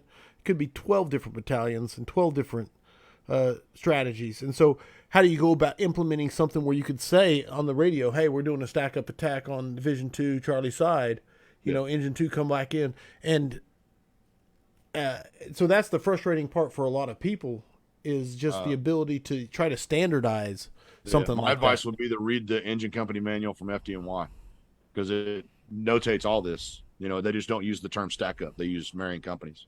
Okay. That's where Howard got it from. I love it, man. Dude, again, people that I love. If you're teaching something in the fire service and you weren't born before 1960, you got it from somebody else. I'm sorry to tell you. We didn't invent none of this shit. Nothing. None of it. Now can I bring up drafting without blocking? Yeah, drafting without blocking, man. I tried to skip that without blocking. If you do drafting a lot in your organization, 9 times out of 10, the problem is the best place to put that dump tank without a whole lot of extra tools and equipment to maximize it is like right in the middle of the street, like directly in the middle of the street, which impedes every other part of that process. So essentially, you got to talk to your people about having the ability to move that dump tank off the roadway and get it into, a side street, into a ditch, into somewhere to where it can be better utilized to where you don't have to block because the basic principles of a drafting operation, we do it a lot in my district. A lot of guys have hydrants, so I don't work in that world. We have to bring the water 90% of the time, so in that aspect, we've got the fast fill and fast dump is what makes that successful. So if I'm having a guy do a 30-point Austin Powers turn after he dumps water in the dump tank, it's ruining my tank fill time, and my travel time. So there's a couple different tricks you can do for that. If I need to use both intakes on my truck, one of the easiest ways to do it would be to open both back doors, run hard suction through the truck all the way. So you got your engine here. Where's the camera? Engine here. I've got one hard suction coming off into the dump tank, and from the other side, run it straight through the truck into the dump tank. That's one way you can do it to keep your dump tank on one side. Another thing you got to think about is if I throw it in the ditch and it has an angle to it, I can't maximize the amount of water that's in that truck. You're losing. Yeah. So step chalk, step cribbing in order to hem it up on one side if you can, but there's a lot of ways that you can maximize drafting without blocking the entire roadway. And depending on how your streets are set up, if it's in a grid system or not, a lot of our streets are dead end cul-de-sacs or dead end roads. So we really got to think 3, 4, 5 steps ahead. Because once you put 3,000 gallons in a dump tank, it's done, So It's there. It's too heavy to move at that point, and I don't want to empty it because that water's valuable, or else I wouldn't be performing the dump tank operation. Right. You know what I'm saying? I need those gallons. Yeah, for sure. Oh, So I there's love a lot it. of different ways. But next one up is stream sounds. Stream Yes. sounds is a great drill to do with your guys. Sonar. Sorry, Manny was texting me. Stream sounds is a great way drill to do with your guys. What I would recommend would be set up different surfaces to strike with the stream first, and do it outside, and then bring it into a building. So if all you have access to is a burn building with like metal walls or concrete building, it's really hard to drill on stream sounds inside those buildings because of the echo everywhere. But if you can get a hold of an acquired structure, that's even better. But essentially what I would do is I would build bays of wall studs and then cover them with different surface materials, cover them with OSB, cover them with regular plywood, cover them with drywall, and then use a concrete wall or a tin wall, anything like that. And then have them be able to recognize just by the sound what they're striking with their nozzle. Start there and then move into the building to start recognizing ways and windows, hallways. Stream sounds is your only means of navigation when the lights go out. And I love your point of windows versus doors. Yeah. Yeah. So essentially a window and a hallway is the same sound because I've got a full opening from floor to ceiling. So I'm looking, and I refer to it as head hunting. If I'm looking for an opening to travel that direction, bring the nozzle chest high and sweep left to right. And what we're listening for is we're listening for that sound to fall away from us. And then once we hear it fall away from us, we want to check the bottom of it to make sure it's not a window that we just found, or an opening, an island or in a living room, or a party wall in between the living room and the kitchen, so sweep the bottom under it and then confirm whether it's a window or a doorway. And a hallway is just a long door. So, I mean, if you can't see, you still have means of navigation if you don't have a personal tick. Oh, man, a lot of knowledge. Pump through. We talked a little bit about pump through. Hit on it again. Yeah, pump through is a good drill I do with new drivers. So basically what I'll do is I'll have them set up first due, pull some lines off the truck, have second due come in and feed them water. And now it's kind of harder to get guys on their toes because we have established the booster backup. And essentially walk up to their master switch and hit their master switch on the first due pumper. Like, okay, go. Now your pump died. What are you going to do? What's the plan? And have that plan built on the drill ground. So when it happens on scene, it's an immediate reaction. Right. But now we've built in fail safes to where the booster backup is going to immediately take over. But it's a good selling point on the booster backup if you have that first due engine fail. Right. So do it regular. So like 9 times out of 10, what guys are going to do when they catch water supply is put that water supply directly into the attack pumper. Mm-hmm. So like the second due is going to catch a line, or like forward lay to a hydrant, or reverse lay from the hydrant, but that water 9 times out of 10 is going straight into the attack pumper. Right. So when you do that, you lose the ability to have tactical redundancy. So if I were to put that water supply line in the second due engine, I have the ability to pump through the first, where I have the attack lines pulled off of, if a pump failure does occur. Does that make sense? No, absolutely. And that comes back to that 100 PSI ascending. Correct. 100. Yeah, no, 1,000. Yeah. And if I've only got hydrant pressure coming into the attack pumper, I've got no way to boost. No, absolutely. And I've never, until this scrap, I feel kind of ignorant, but I never thought about it before that way, because I'm a huge fan of booster backup. But again, never thought about pump through, because that's solid, man. Locating a victim while on the nozzle. Locating a victim on the nozzle needs to be talked. Man, my phone's blowing up. Maybe we're doing. Is it Manny? Manny, leave Kyle alone. Yeah. He's got a scrap to do. There's a couple of them. So locating a victim on the nozzle needs to be talked about with your people. You need to prepare your people on what they're going to do. Don't let them surprise them in the hallway when they stumble upon somebody. And it's situation dependent, but I would say drill on the worst case scenario and then work backwards from there. And the worst case scenario would be small area fire impingement, then discover a victim while on the nozzle. That's worst case scenario. If we breach the front door and I'm 5 feet in and I find a victim, that decision's easy. I Right. put the nozzle down and I drag the Drag victim them out. Yeah. But put that same nozzleman in a hallway with fire impinging on them and the victim and the captain, things change a little bit. So in that situation, what I would drill on is number one, the communication aspect of it. Your backup man, whether it be your captain or the fourth due on your rig or whatever, they have to know what's happening because they have to react immediately. And what you need about 10 to 15 feet of hose to push past that victim and put water in between victim and fire. So the best that I've found on communication is just like mayday, mayday, mayday, victim, victim, victim. So if the nozzleman stumbles upon a victim and states victim, victim, victim 3 times to get attention, at that point, that's a signal to I need hose. So that right there tells the backup man, I need 10 to 15 feet of hose, push past that victim, put water in between victim and fire, and then the backup man comes up and makes the pull. And then discuss from there, depending on how deep you are in the structure, do you drag completely out of the structure or do we move to an area of refuge and have a handoff? Right. Have the next crew come in and meet you in the hallway. And that's all things that you can discuss through these drills.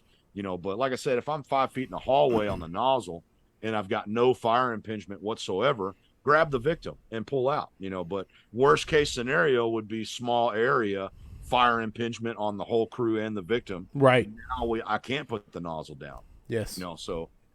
And identifying that in a drill scenario so that when it comes up, again, it's the default. Now, one thing. Don't use a dummy. Dummies feel like clothes and blankets. Oh, yeah. You know what I'm saying? Use a person. Like put a person in that hallway for this drill. You need a Todd Edwards or a David Mellon that will lay around in their underwear so you can drag them around. For sure. Absolutely. And cover them in Vaseline, too. That's another good part. Yeah. No, one thing I wanted to ask, like no victim, like obviously, like you said, it's easy when you say victim, victim, victim, or you find a victim on the push or in the hallway or even close to the fire room. One thing we've been struggling with is the benchmark, all clear. The all clear benchmark of the primary search is complete, right? Yeah. So I've got one crew on fire attack going in there to try and knock down and take back and make survivable space, pushing down the hallway, taking rooms back. And I got another crew that's doing an all clear behind the hose line and maybe all over their asses or maybe, checking other areas. But not the point. They come to a point where everything's checked but the fire room. And we're discussing this right now. Like, whose responsibility is to say the fire room is all clear? Yeah. That's great conversation to have. No, it is. My organization as well. How'd you guys end it up? No, I'm serious. This is like yesterday. Like we were discussing this yesterday. We had Tactical Tuesday last week where we hid the dummy, the Rescue Randy and then the Ruth Lee, but both of them, we hid some of them under boxes and under stuffed animals and stuff like that. But one time primary found him, one time fire attack found him, one time fire attack shoved him out the window. But the conversation afterwards was, hey, who searches the fire room? Who searches the fire room? Who says when the all clear is complete? Because we want to let command know. We don't want to. The primary search team doesn't want to say all clear is complete when they haven't physically cleared it. Yeah. But it's just one of those. It's a conversation that needs to happen. So in my organization, the expectation is that the fire attack team searches the fire room. No, and that's the thing I think that a lot of people need to just set as the expectation. I just don't know if they've ever had the conversation. A lot of people haven't. Bro, agreed. In my organization, I asked people what their thoughts were, and it was different depending on who I talked to. Right. It was something that I've attempted to shape in the phase process from day one. So, like, it's psychological warfare on my end from the training division is that I want to change operationally how business is done. But if I walk up to a seasoned captain and explain to him, hey, man, we're going to do this a little different, the chances of him telling me to go fuck myself are high. Very high. So are high in that. So yes. The psychological warfare is that if I change the way his probie has to do it, I then in turn can change the way he does business in that same aspect without putting myself in that position for the guy to tell me to fuck off. But yes. But that's something that I've addressed in the phase process, and on the stack up search skill, that search is started at the room adjacent to the fire room. It never addresses the fire room for the search crew because the level of expectation is the fire attack team is searching that fire room.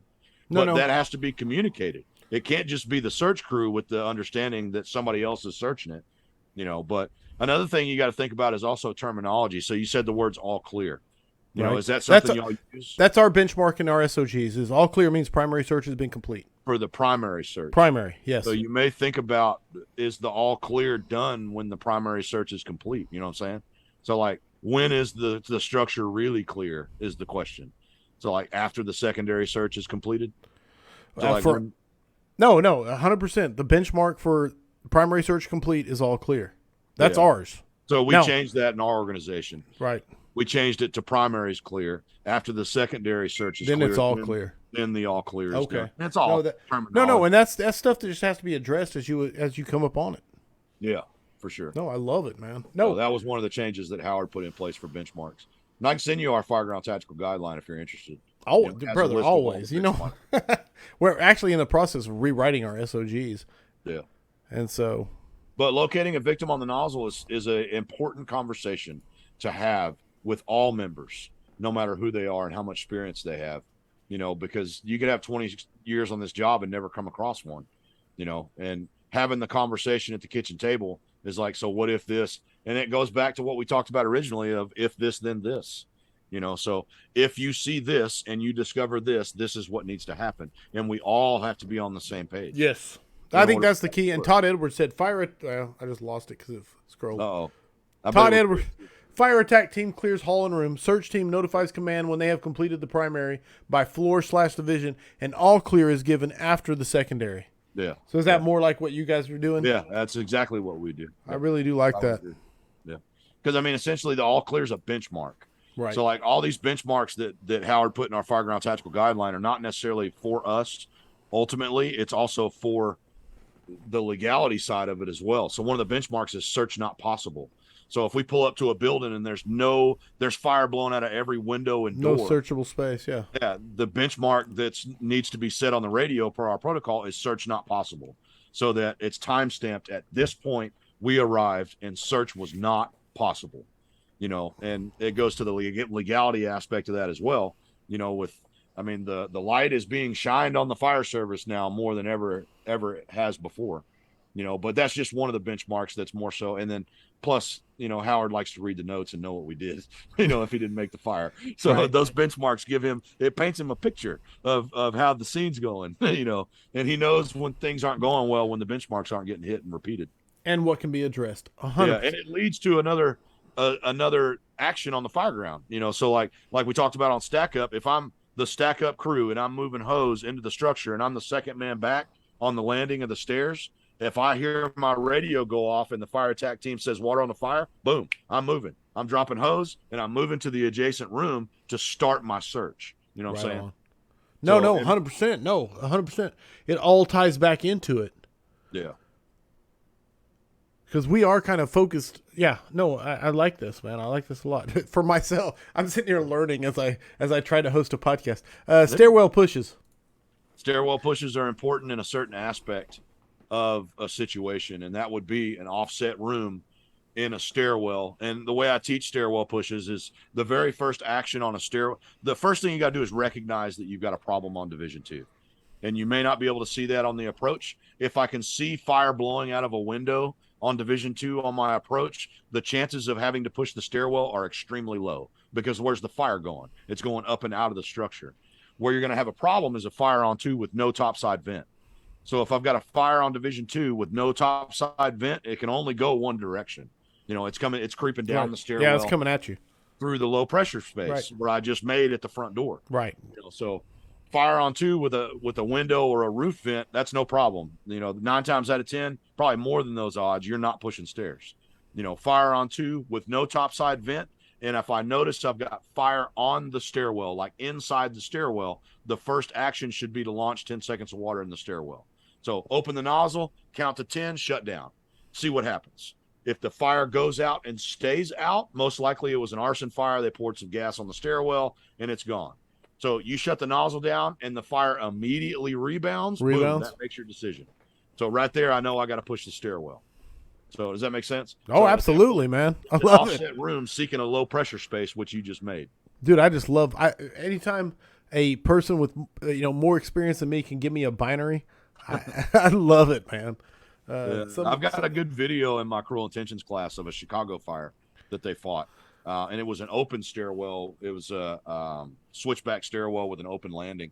And it's a great video because you can see the immediate rebound. He's on the stairwell. He's lobbing water over his shoulder and then goes away, and you can see the immediate rebound come back.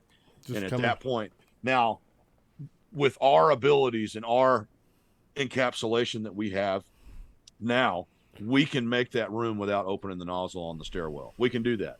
That's not a problem for us. There's no consequence for inaction for us, but there's an immediate consequence for inaction for the guy in the hallway that we for the victim laying there and nothing. Correct.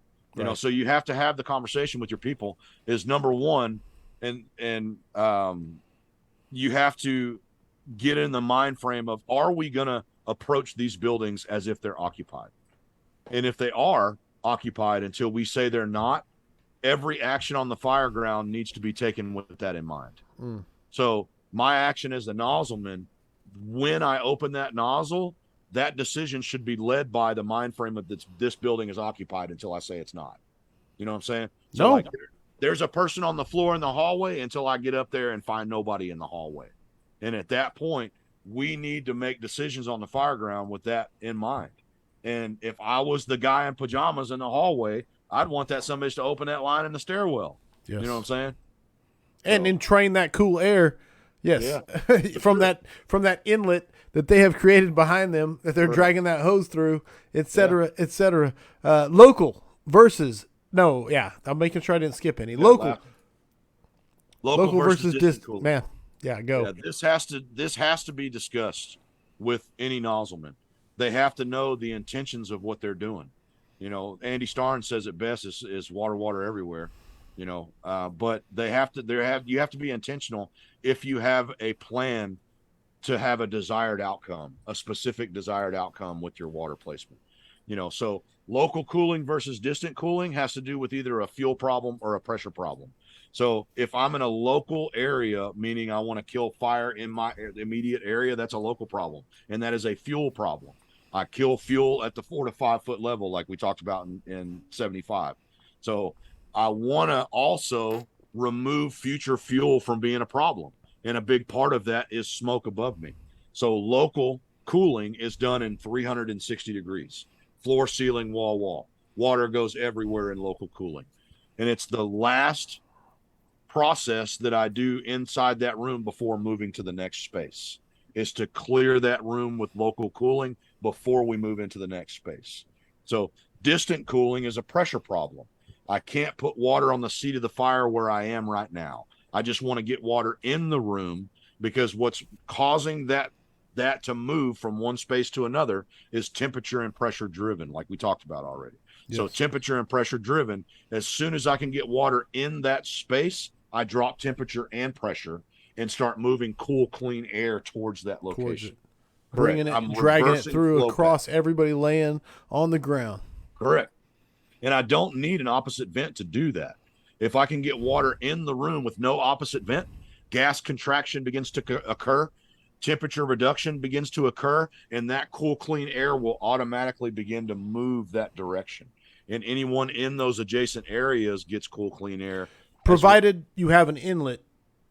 Correct. Between door control. No, well, yeah. I mean, I'm even saying like remote from our entrance point, but even in a side bedroom, like sure. If they're in a side bedroom and there's no inlet, it's not going to draw air into there for them.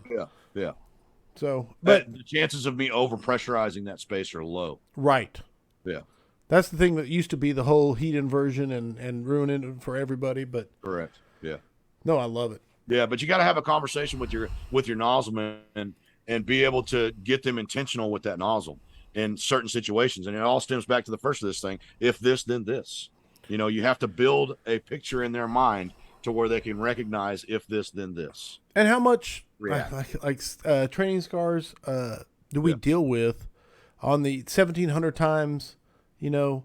Expansion ratio. Yes, the expansion Nobody ratio. Talks about contraction. The contraction versus the expansion. How much? Homework assignment, Charles Law. I love it.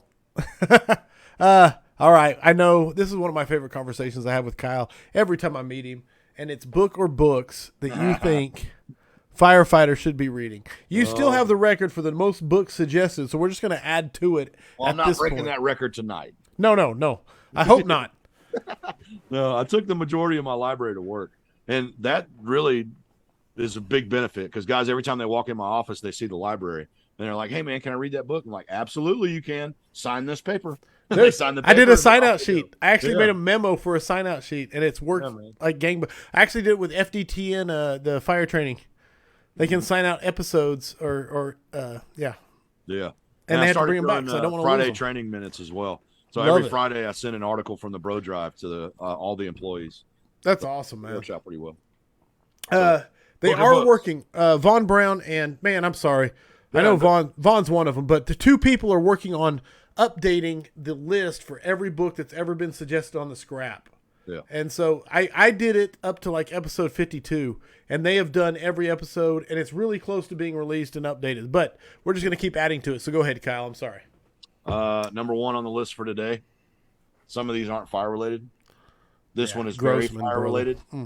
So On Combat, Lieutenant Colonel David Grossman, probably one of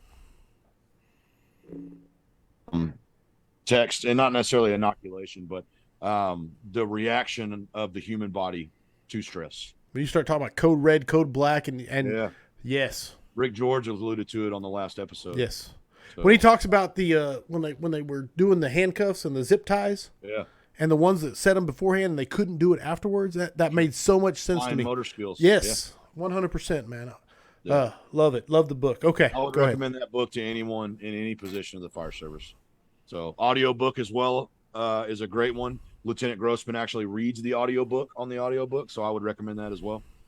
So it's good. Number 2. This is a good one right here. When the Bronx Burned.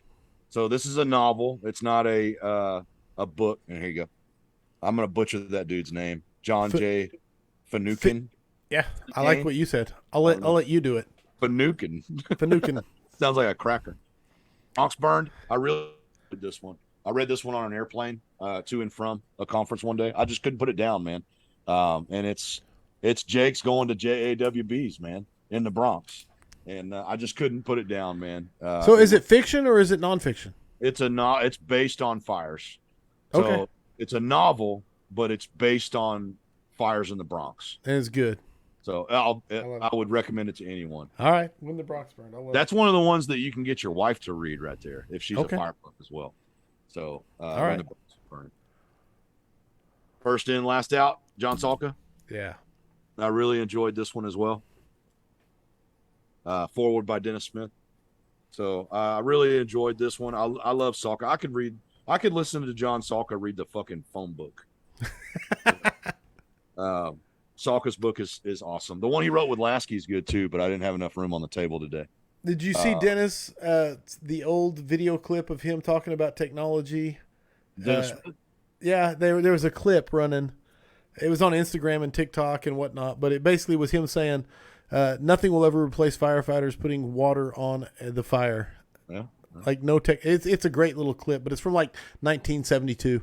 For sure. Don't quote me on the date, but it's phenomenal. Sorry, you said Dennis Smith. It made me think of it. Yeah. A lot of guys try to overcomplicate this shit, and it's not hard, man. Put wet shit on the red shit fast. B-Shifter, Nick Brunacini. I really dug this one. It's a memoir of a bunch of fire calls and crazy shit that he's been through. He's got another one that I'm starting now. It's called Staring into the Sun. It's another book of his, but Nick Brunacini, the B-Shifter. I was a B-Shifter for a long time, so that's why I bought the book, to be honest with you, because I'm not a big blue card fan. So as Howard would say, front yard, not blue card.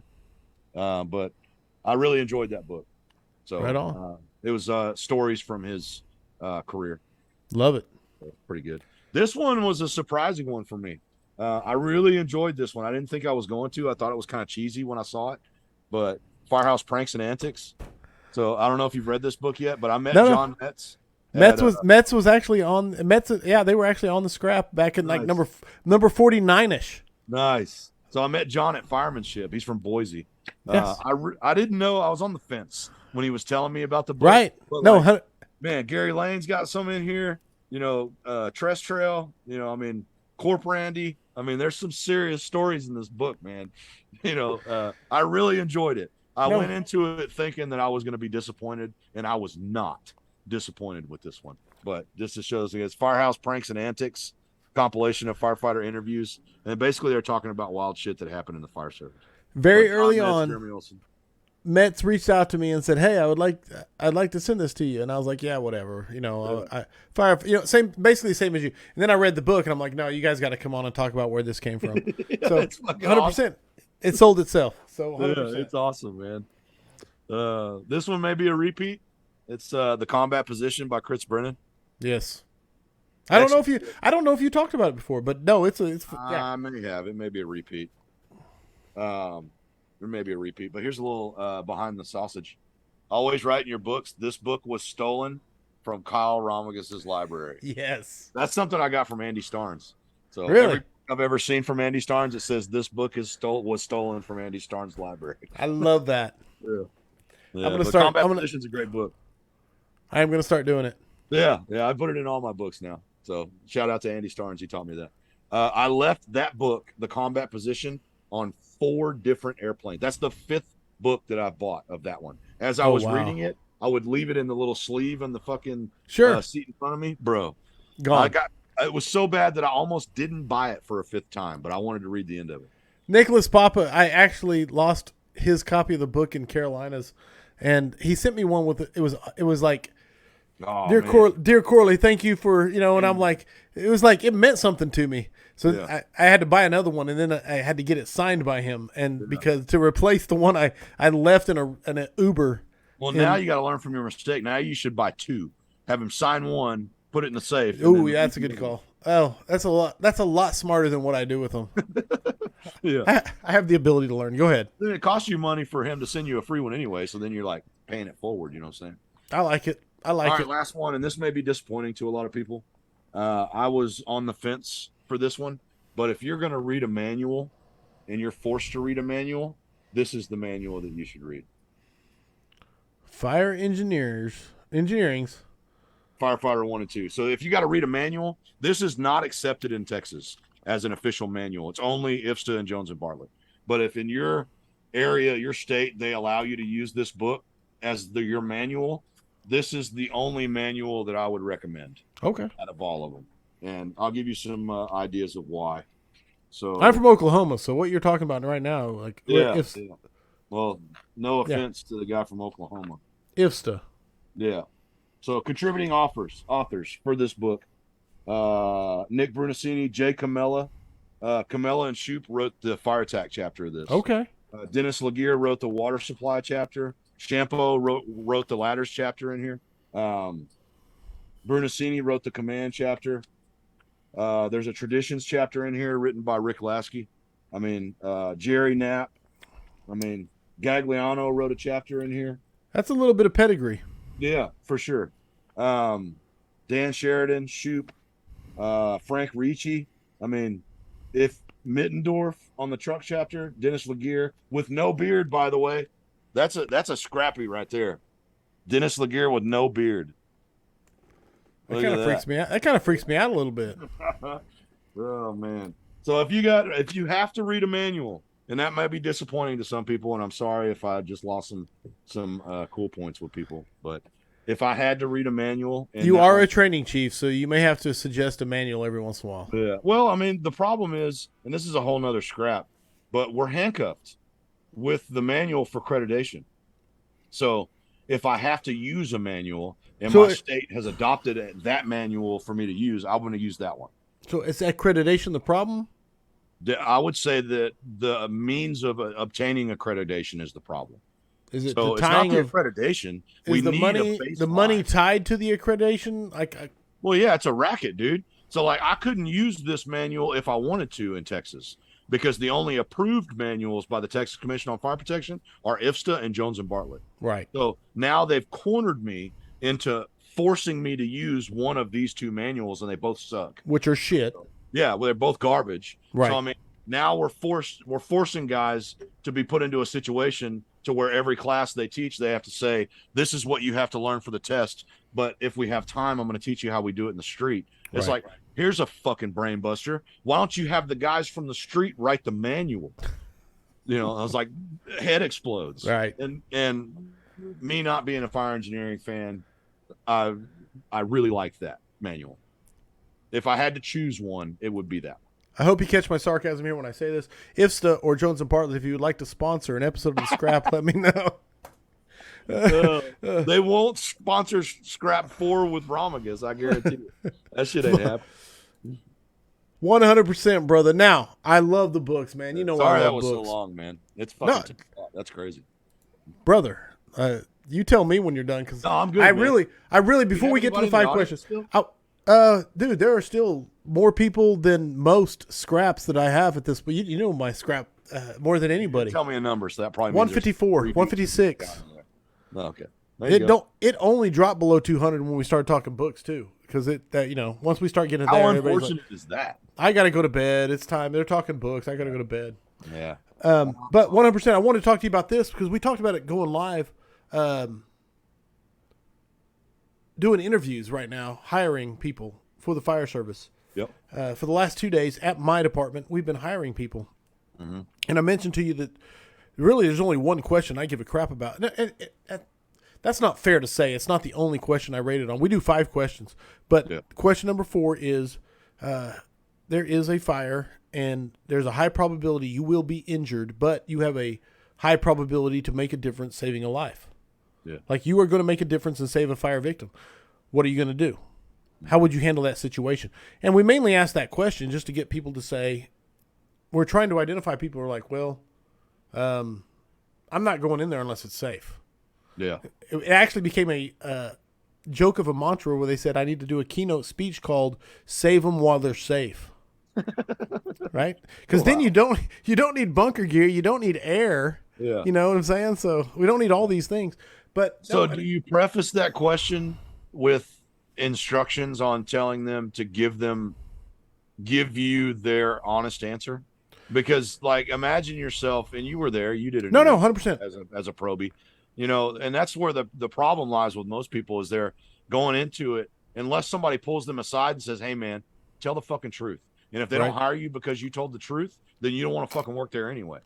No, that's valid. That's a very valid point because we had this discussion. Tell you what you want to hear. We had this discussion today because there was a very good candidate who basically had an EMS background who was like, well, my safety's number one, and unless I can guarantee my safety, if I injure myself, then I'm going to make the problem worse. Yeah. And that was his that. That was he was 100% taught that. Yeah. And that was the discussion we had after he left the room. We were like, because he was a great candidate up to that point. And I told him, I'm like, it's a binary for me. I want the people who, in spite of what they are taught, say, no, I don't care if I'm going to get hurt. I'm going to grab them. I'm going to go for it. I'm going to do whatever. So is it fair? I don't know if it's fair, but for me, think it would be fair with a preface. Like if you were to assign a dude that's not on the interview panel, just to nonchalantly walk up to these guys before they get in there and say, hey man, speak from the fucking heart. Don't tell these white shirts in here what you think they want them to hear. I think that you would get different answers to that question. Yeah. And maybe this guy may not give you another answer. No, I'm not pointing at anybody specific. There's a lot that goes into it. Yeah. But I think if they were primed for that, and not necessarily a specific thing like, hey man, he's going to ask you this, and you need to say, just tell him, hey man, speak from the heart. Don't worry about what them dudes think in there. Just walk in there and tell them exactly how you feel. And if they don't want to fucking hire you, you don't want to work here. You know what I mean? So I don't want to work for people that don't, but I think it would be more because a old dude ain't never been in an interview, walks into a room full of chiefs. He's going to tell them what he thinks they want them to hear. You know what I mean? But and that's the problem is there are organizations that would score, BSI seems safe. Yeah. I got to take care of me first, and they're going to score that at the top, For sure. And that is not our organization because if you give that answer, then you got 0 on the scale of 1 to 10. We actually start our interview panels out with a test over the Firefighter Rescue Survey. Oh, nice. So they're given the website and a time frame to study that material and the data from Firefighter Rescue Survey, and they take a written exam prior to walking into the interview. And we don't we don't cull them from that. That just adds to their points. Sure. So, like, we don't. It's not a. We don't talk if they don't do well on the test. We just try to figure out who studied the material, and by doing that, we're forcing them to read the data. You know what I mean? So even if we don't hire this dude, he's walking away with 2 weeks full of study and firefighter rescue survey. So big win on that part. Right on, right on. No, I think, and it's one question out of a bunch. It's one question out of a bunch that identifies a lot. And there's a lot of subjectivity that goes into it. But a big part for me is just identifying those people that have that thing that say, no, I will put myself in harm's way for other people. Yeah. And I don't know if there's a good way to identify it, because if you let people know, hey, we're looking to measure how much you're willing to sacrifice for other people, then they're going to say, I'll give it all up. You know what I'm saying? Yeah. Versus trying to get that on it. I don't know. I don't know if there's a good answer for it. It's something I'm going through recently. Yeah. And another thing that we do at East County, and I can't take credit for any of this. This is all put in place before I got there. Is we let the captains pick. We let the captains pick who they want on their shift. So like we got to do the whole HR thing and ask the stupid ass questions and not ask the questions we really want to ask that HR won't let us. But at the end of all that, we let the captains choose. Or the interview panel has 100% choice on whether or not they move on, in what order we hire them, instead of a guy that's not on the rig making that decision. We let the guys on the rig make that decision. Oh, wow. No, that's a different dynamic than I'm used to, for sure. Yeah. Because ours is, don't get me wrong, we take a lot of input from a lot of people on the line and things like that. Yeah. But ultimately, the higher ups make the decisions on who moves on, and then the ultimate higher ups make the decisions on who gets put on the rigs. Yeah, we try to put a captain, a driver, and a pipeman on the interview panel. Wow. Okay. And then the deputy chief is in that interview panel as well, but he's outweighed in his decision by the captain, the engineer, and the fireman. And don't get me wrong, I moved nobody on that I would not want to see on my shift. Yeah. But that guy, I think that's a given. Surely. I think honestly, if your phase process is designed well enough, everybody deserves a shot. So if your probationary period is designed well enough to push them to the extreme and expose weakness, I think everybody deserves a shot.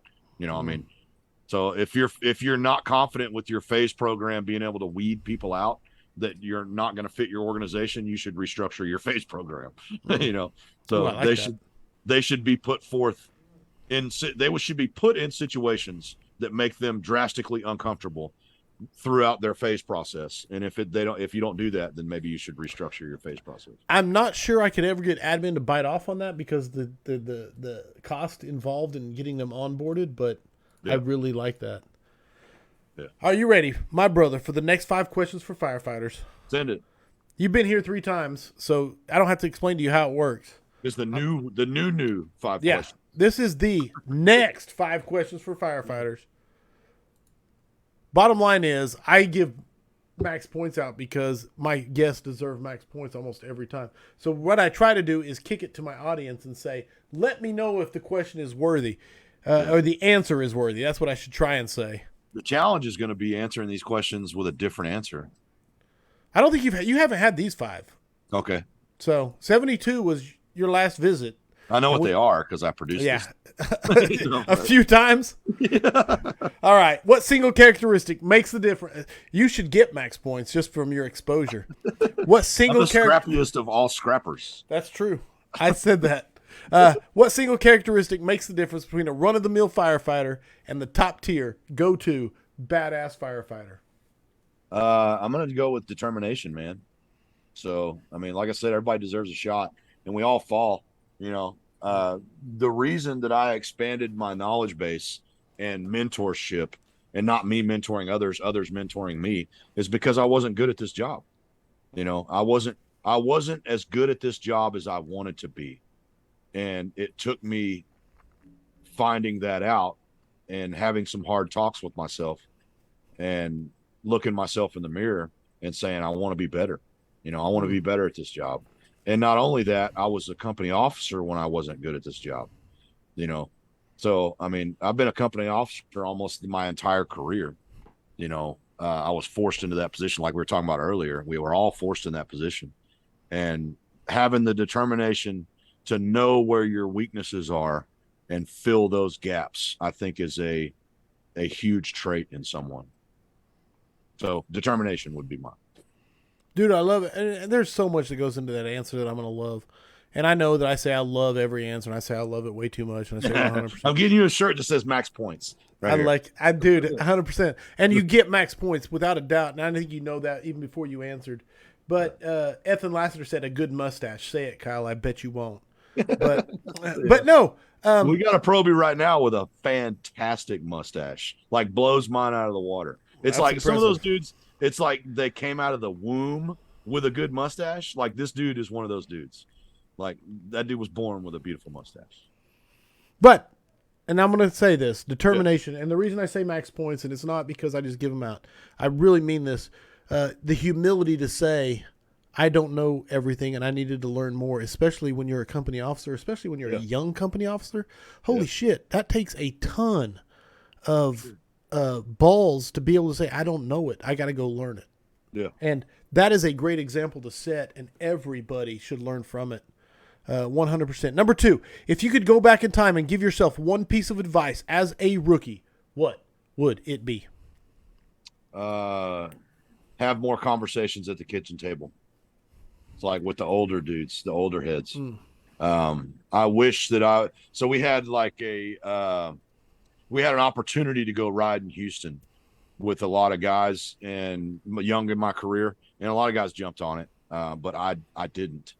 And it's later in my career that I'm finding because like you see all these larger than life personalities in the fire service, and the ones that could add the most sometimes are the ones nobody knows. Mm-hmm. You know what I'm saying? So like just the guys that have been in that firehouse know the history. So like Clifford Reed, had I not been exposed to Clifford Reed, I would have never known what he added to the fire, what he was responsible for. You know what I mean? 1,000%. Yes. So like, no, 1,000%.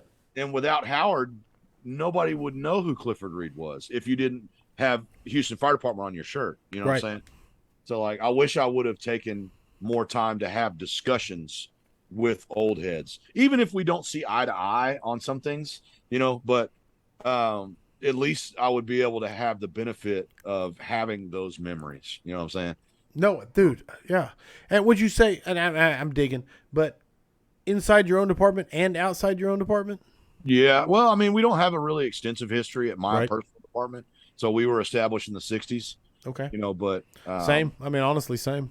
Yeah. And it started out as a volunteer department. So most of those guys were like, you know, they cooked up trucks with old fucking 18-wheelers at the shop. You know what I mean?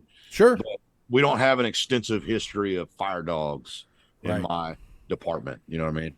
But there's departments close to us that do. And I failed to take advantage of that until I was later in my career. Love it, man. Spend time with the old dogs. Yeah. Yeah. Even if you don't agree with them, man, just talk to them, you know? What is your favorite training drill? My favorite training drill. That's a tough one because it's obviously engine related. Has to be. My favorite training drill to perform or to organize. This is your answer. Yeah. That's my cop out. Go ahead. I like stairwell pushes, honestly. I like performing it, and I like putting people in, especially left-handed stairwell pushes, because that makes people feel all fucked up if they're right-handed. Right. You know, it's really important to be ambidextrous as a nozzleman, because believe it or not, there are left and right turns in buildings. You know, so there are left and right-hand turns at the top of stairwells, you know, but I like stairwell pushes because it opens up a lot of guys' eyes on what they didn't think they were able to accomplish, you know, especially on their offhand. No, and I love it. And I've also like watched quite a few cell phone videos of you doing stairwell pushes both ways. Yeah. And the, how do I want to say this? The humility that it introduces to people. Yeah. 100%. Humble man. you real quick. Yes, without a doubt, man. And you gotta be in that environment to where they're able to soak in information. You know what I'm saying? I always start the nozzle out in the 40s, when we're doing stairwell pushes, specifically on the offhand. And then we increase the difficulty as we go on. Right. You know, but Todd Edwards is probably in the chat room saying, "Oh, I'll never be able to do that." Yeah. But yeah, you got to build the environment. I love it, man. And I kind of wondered when I asked the question whether if it was going to be different between captain versus training chief. You know what I'm saying? And I think it definitely plays out with your engine love that the favorite training drill would be the stairwell push. So I love that, man. Max points. Yeah. What mistake have you learned the most from in your fire service career? You don't always have to be the one to tell the story, even if it's your story. You know what I'm saying? Okay. So, I've made some mistakes and ruined some relationships in my fire service career by being the first one to tell the story. So you don't always have to be the guy to tell the story. So I like it. I don't know if there's any elaboration there. I mean, a lot of people, oh yeah, there's a lot of relationships that were ruined because of stuff like that. But you don't always have to be the one to tell the story. And the truth of the matter is, if the story is good enough, it will be told. Yeah. Just sit back and wait for it. Somebody's going to tell it. But someone will. Yeah, don't be the guy to tell it first. Heavy fire, searchable space. You've had this question before. So, yeah. Kyle Romagus, would you rather be assigned to the nozzle or first in on VES? Nozzle, all day, every day. All day, every day, man. Will never change. The answer will never change. If he has the hat, I wish I actually should have worn. I had my smooth AF, but I think I worn it recently. That's the only hat that exists. That one. I like it. It's because you made it. I've got a red version, and I'm gonna iron it onto another hat because I ordered the blanks, and so anyway. Yeah. Well, here's one for the scrappers that decided to stay all the way to the end. This one's coming soon. Nice. So. Is that Howard work? Yeah. This is Howard Reinwald work. Oh, and if you're wondering when you can get you one, forward all inquiries to Howard Reinwald at FT Tactics Uniforms. Try to get some pressure going. Yeah. I've been waiting to find that answer out too. So just go ahead and send him a message. It's fair. Yeah. See if Howard is even. Dude, that looks good, dude. That looks really good. There it is. Yeah, they came out good. Next 5 questions for firefighters. 1, 2, 3, 4, 5. Max points from the unofficial and official producer of the scrap, the scrappiest of the scrappers, Kyle Romagus. 153 scraps in the books. My man, brother, if people want to know how to get a hold of you, how to get book the class, the 10 engine company drills to set you up for success, how do they go about doing it? Oh, man, that thing's probably another year out before they can get that. But they can get Cruel Intentions in the stretch, though. Absolutely. Just reach out to me through Smoothbore Cartel Messenger on either Facebook or Instagram. I don't have a personal Facebook for obvious reasons. And I'm surprised the stream hasn't dropped out. I think we did good there. Yes. Zuck did not get a hold of us. Yeah, for sure. But yeah, just reach out to me. kyromagus@gmail.com for email inquiries. Andrew McGinn said, you got one of them with a pistol grip. No. The answer's no. Everybody, here's the end of the show housekeeping. The Vigilantes is live. If you want to be a part of it, it's an amazing group. It's a private group. It's an exclusive group. Go to firehousevigilance.com. You can see how to sign up there. It's great because we have one show a month that we get together and we talk about the future of the scrap, who should be guests on the scrap, what kind of questions we should ask for the next 5 questions, and we discuss books and tactics, and it's a lot of fun. So be there if you want to be there. The third forum is scheduled for the end of the month. I want to say Sunday the 28th or so, but don't quote me on it. Go to firehousevigilance.com. You can check it out there. The second forum we did was amazing. We talked about, like I said, Jared Sergi's book, No Nonsense Leadership, and electric vehicle fires, which I'm not going to lie. I was ignorant on electrical vehicle fires, and then we talked about it there, and I feel like at least more aware now of a plan of action involved with them. It's not like I'm an expert. I don't want to say I'm an SME all of a sudden, but it really, really did help. Steve Robertson really opened my eyes up to that too. Apparently they did a lot of testing for that in Ohio. and he has a number. Keep going. I'm No, gonna I find it. need to talk to him about it 100% and bring him on again. I need to have Steve on again anyway. Next stop for me, Into the Job, Wichita, Kansas, coming up right here. Check this out. If you know me, you know I love collecting Taylor's tins and getting people who are at the conferences to sign them. And so occasionally the conference owner will say, hey, you can use the artwork, and occasionally they don't. But I'm going to get signatures when I'm there regardless of the permissions. After that, Water on the Fire. If you're going to Water on the Fire, I am super excited to see you there. I don't have, I wish I had the scrap. It's actually in my kitchen because the tin for that one is amazing because Taylor knocked it out of the park. And I'm going to get signatures from everybody that's speaking at Water on the Fire or attending that is my friend. So, coming up, check out this lineup. Man, it was like, what do you say? I can't see it. Yeah. 855. It's close, but I can't quite see it. Yeah. So that number is 1855 ESA safe. Essentially, that's the Chemtrek. For those of you who are old enough to know who Chemtrek is, that's the Chemtrek for battery operated cars. Nice. So like you call them, you tell them the make and model and year if you can, and they'll tell you where the shut off switch is, what the battery is, what the hazards are, shit like that. It's like a toll free number you can call. 855 ESA safe. Tell them the make and model until you had to shut it off. Correct. Nice. Everything you want to know about that car, they'll tell you. Daryl Brooks, if you're going to be at the end of the job, get a picture. I'll be there. Get a picture. We'll say mutts don't scrap. Anybody is going to be at end of the job, Water on the Fire, get a picture with me, please. I'm the world's worst at saying please get a picture, so do it. It was like Kurt Isaacson, Frank Viscuso, Rick George, and then Kyle Romagus. Guys, 100%, man. Is that not the greatest four people in a row ever? Followed by... What am I doing here? Dude, what am I doing here? Like, that's the legitimate question. Followed by Mark Von Oppen, Devin Craig, Mike Dugan, Robbie Townsend, Dina Ali, Chad Butzine, and Bill Gustin. That's what's coming up in the August and / September.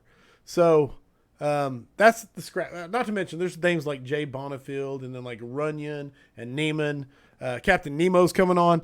Doesn't get better than that. So, that's my hype. I've told everybody, I'm terrible at this, so I'm telling you right now, I'm worse at this than I am at getting pictures. If you listen to the scrap on iTunes, Spotify, whatever, wherever you listen to it, rate it, give it the 5 stars, swipe and take a picture of it, do whatever you got to do, take a picture of it. Send me the picture, I will bribe you and send you a sticker pack of Mutts Don't Scrap and Firehouse Vigilant stickers. I'm trying to get people to rate the scrap. It really does help spread the word. So wherever you listen to the podcast, rate it, and then send me a screenshot. I will get you stickers. I know I'm behind because of the recruit interviews. I have not been at my house for a couple days. If you know anybody interested in sponsoring the scrap, have them reach out.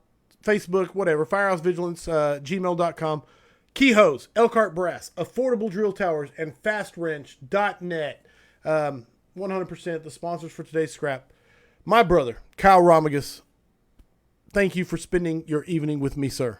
Yeah, man. I hope it lived up to the hype. It's hard to match 75. 75 is going to live in the history books. I think 75, the whiteboard. I don't know, man. We'll see what people say, but there was a lot of knowledge dropped tonight. Yeah. Audience. Well, that's the whole goal. Hopefully, we made somebody better tonight. Without a doubt, man. And if nothing else, here's the truth of the matter. If all they do is see this one and then go watch 75, then everybody wins. Yeah. If it's not as good, which I think, man, honestly, man, there was a lot of knowledge dropped. Yeah, I appreciate Audience, please, you guys are the ones that make the scrap what it is. The questions, tuning in, everything you guys do. I love you all. Mutts, do not scrap. I hope the tone stays silent unless it's burning. Everybody, stay safe out there.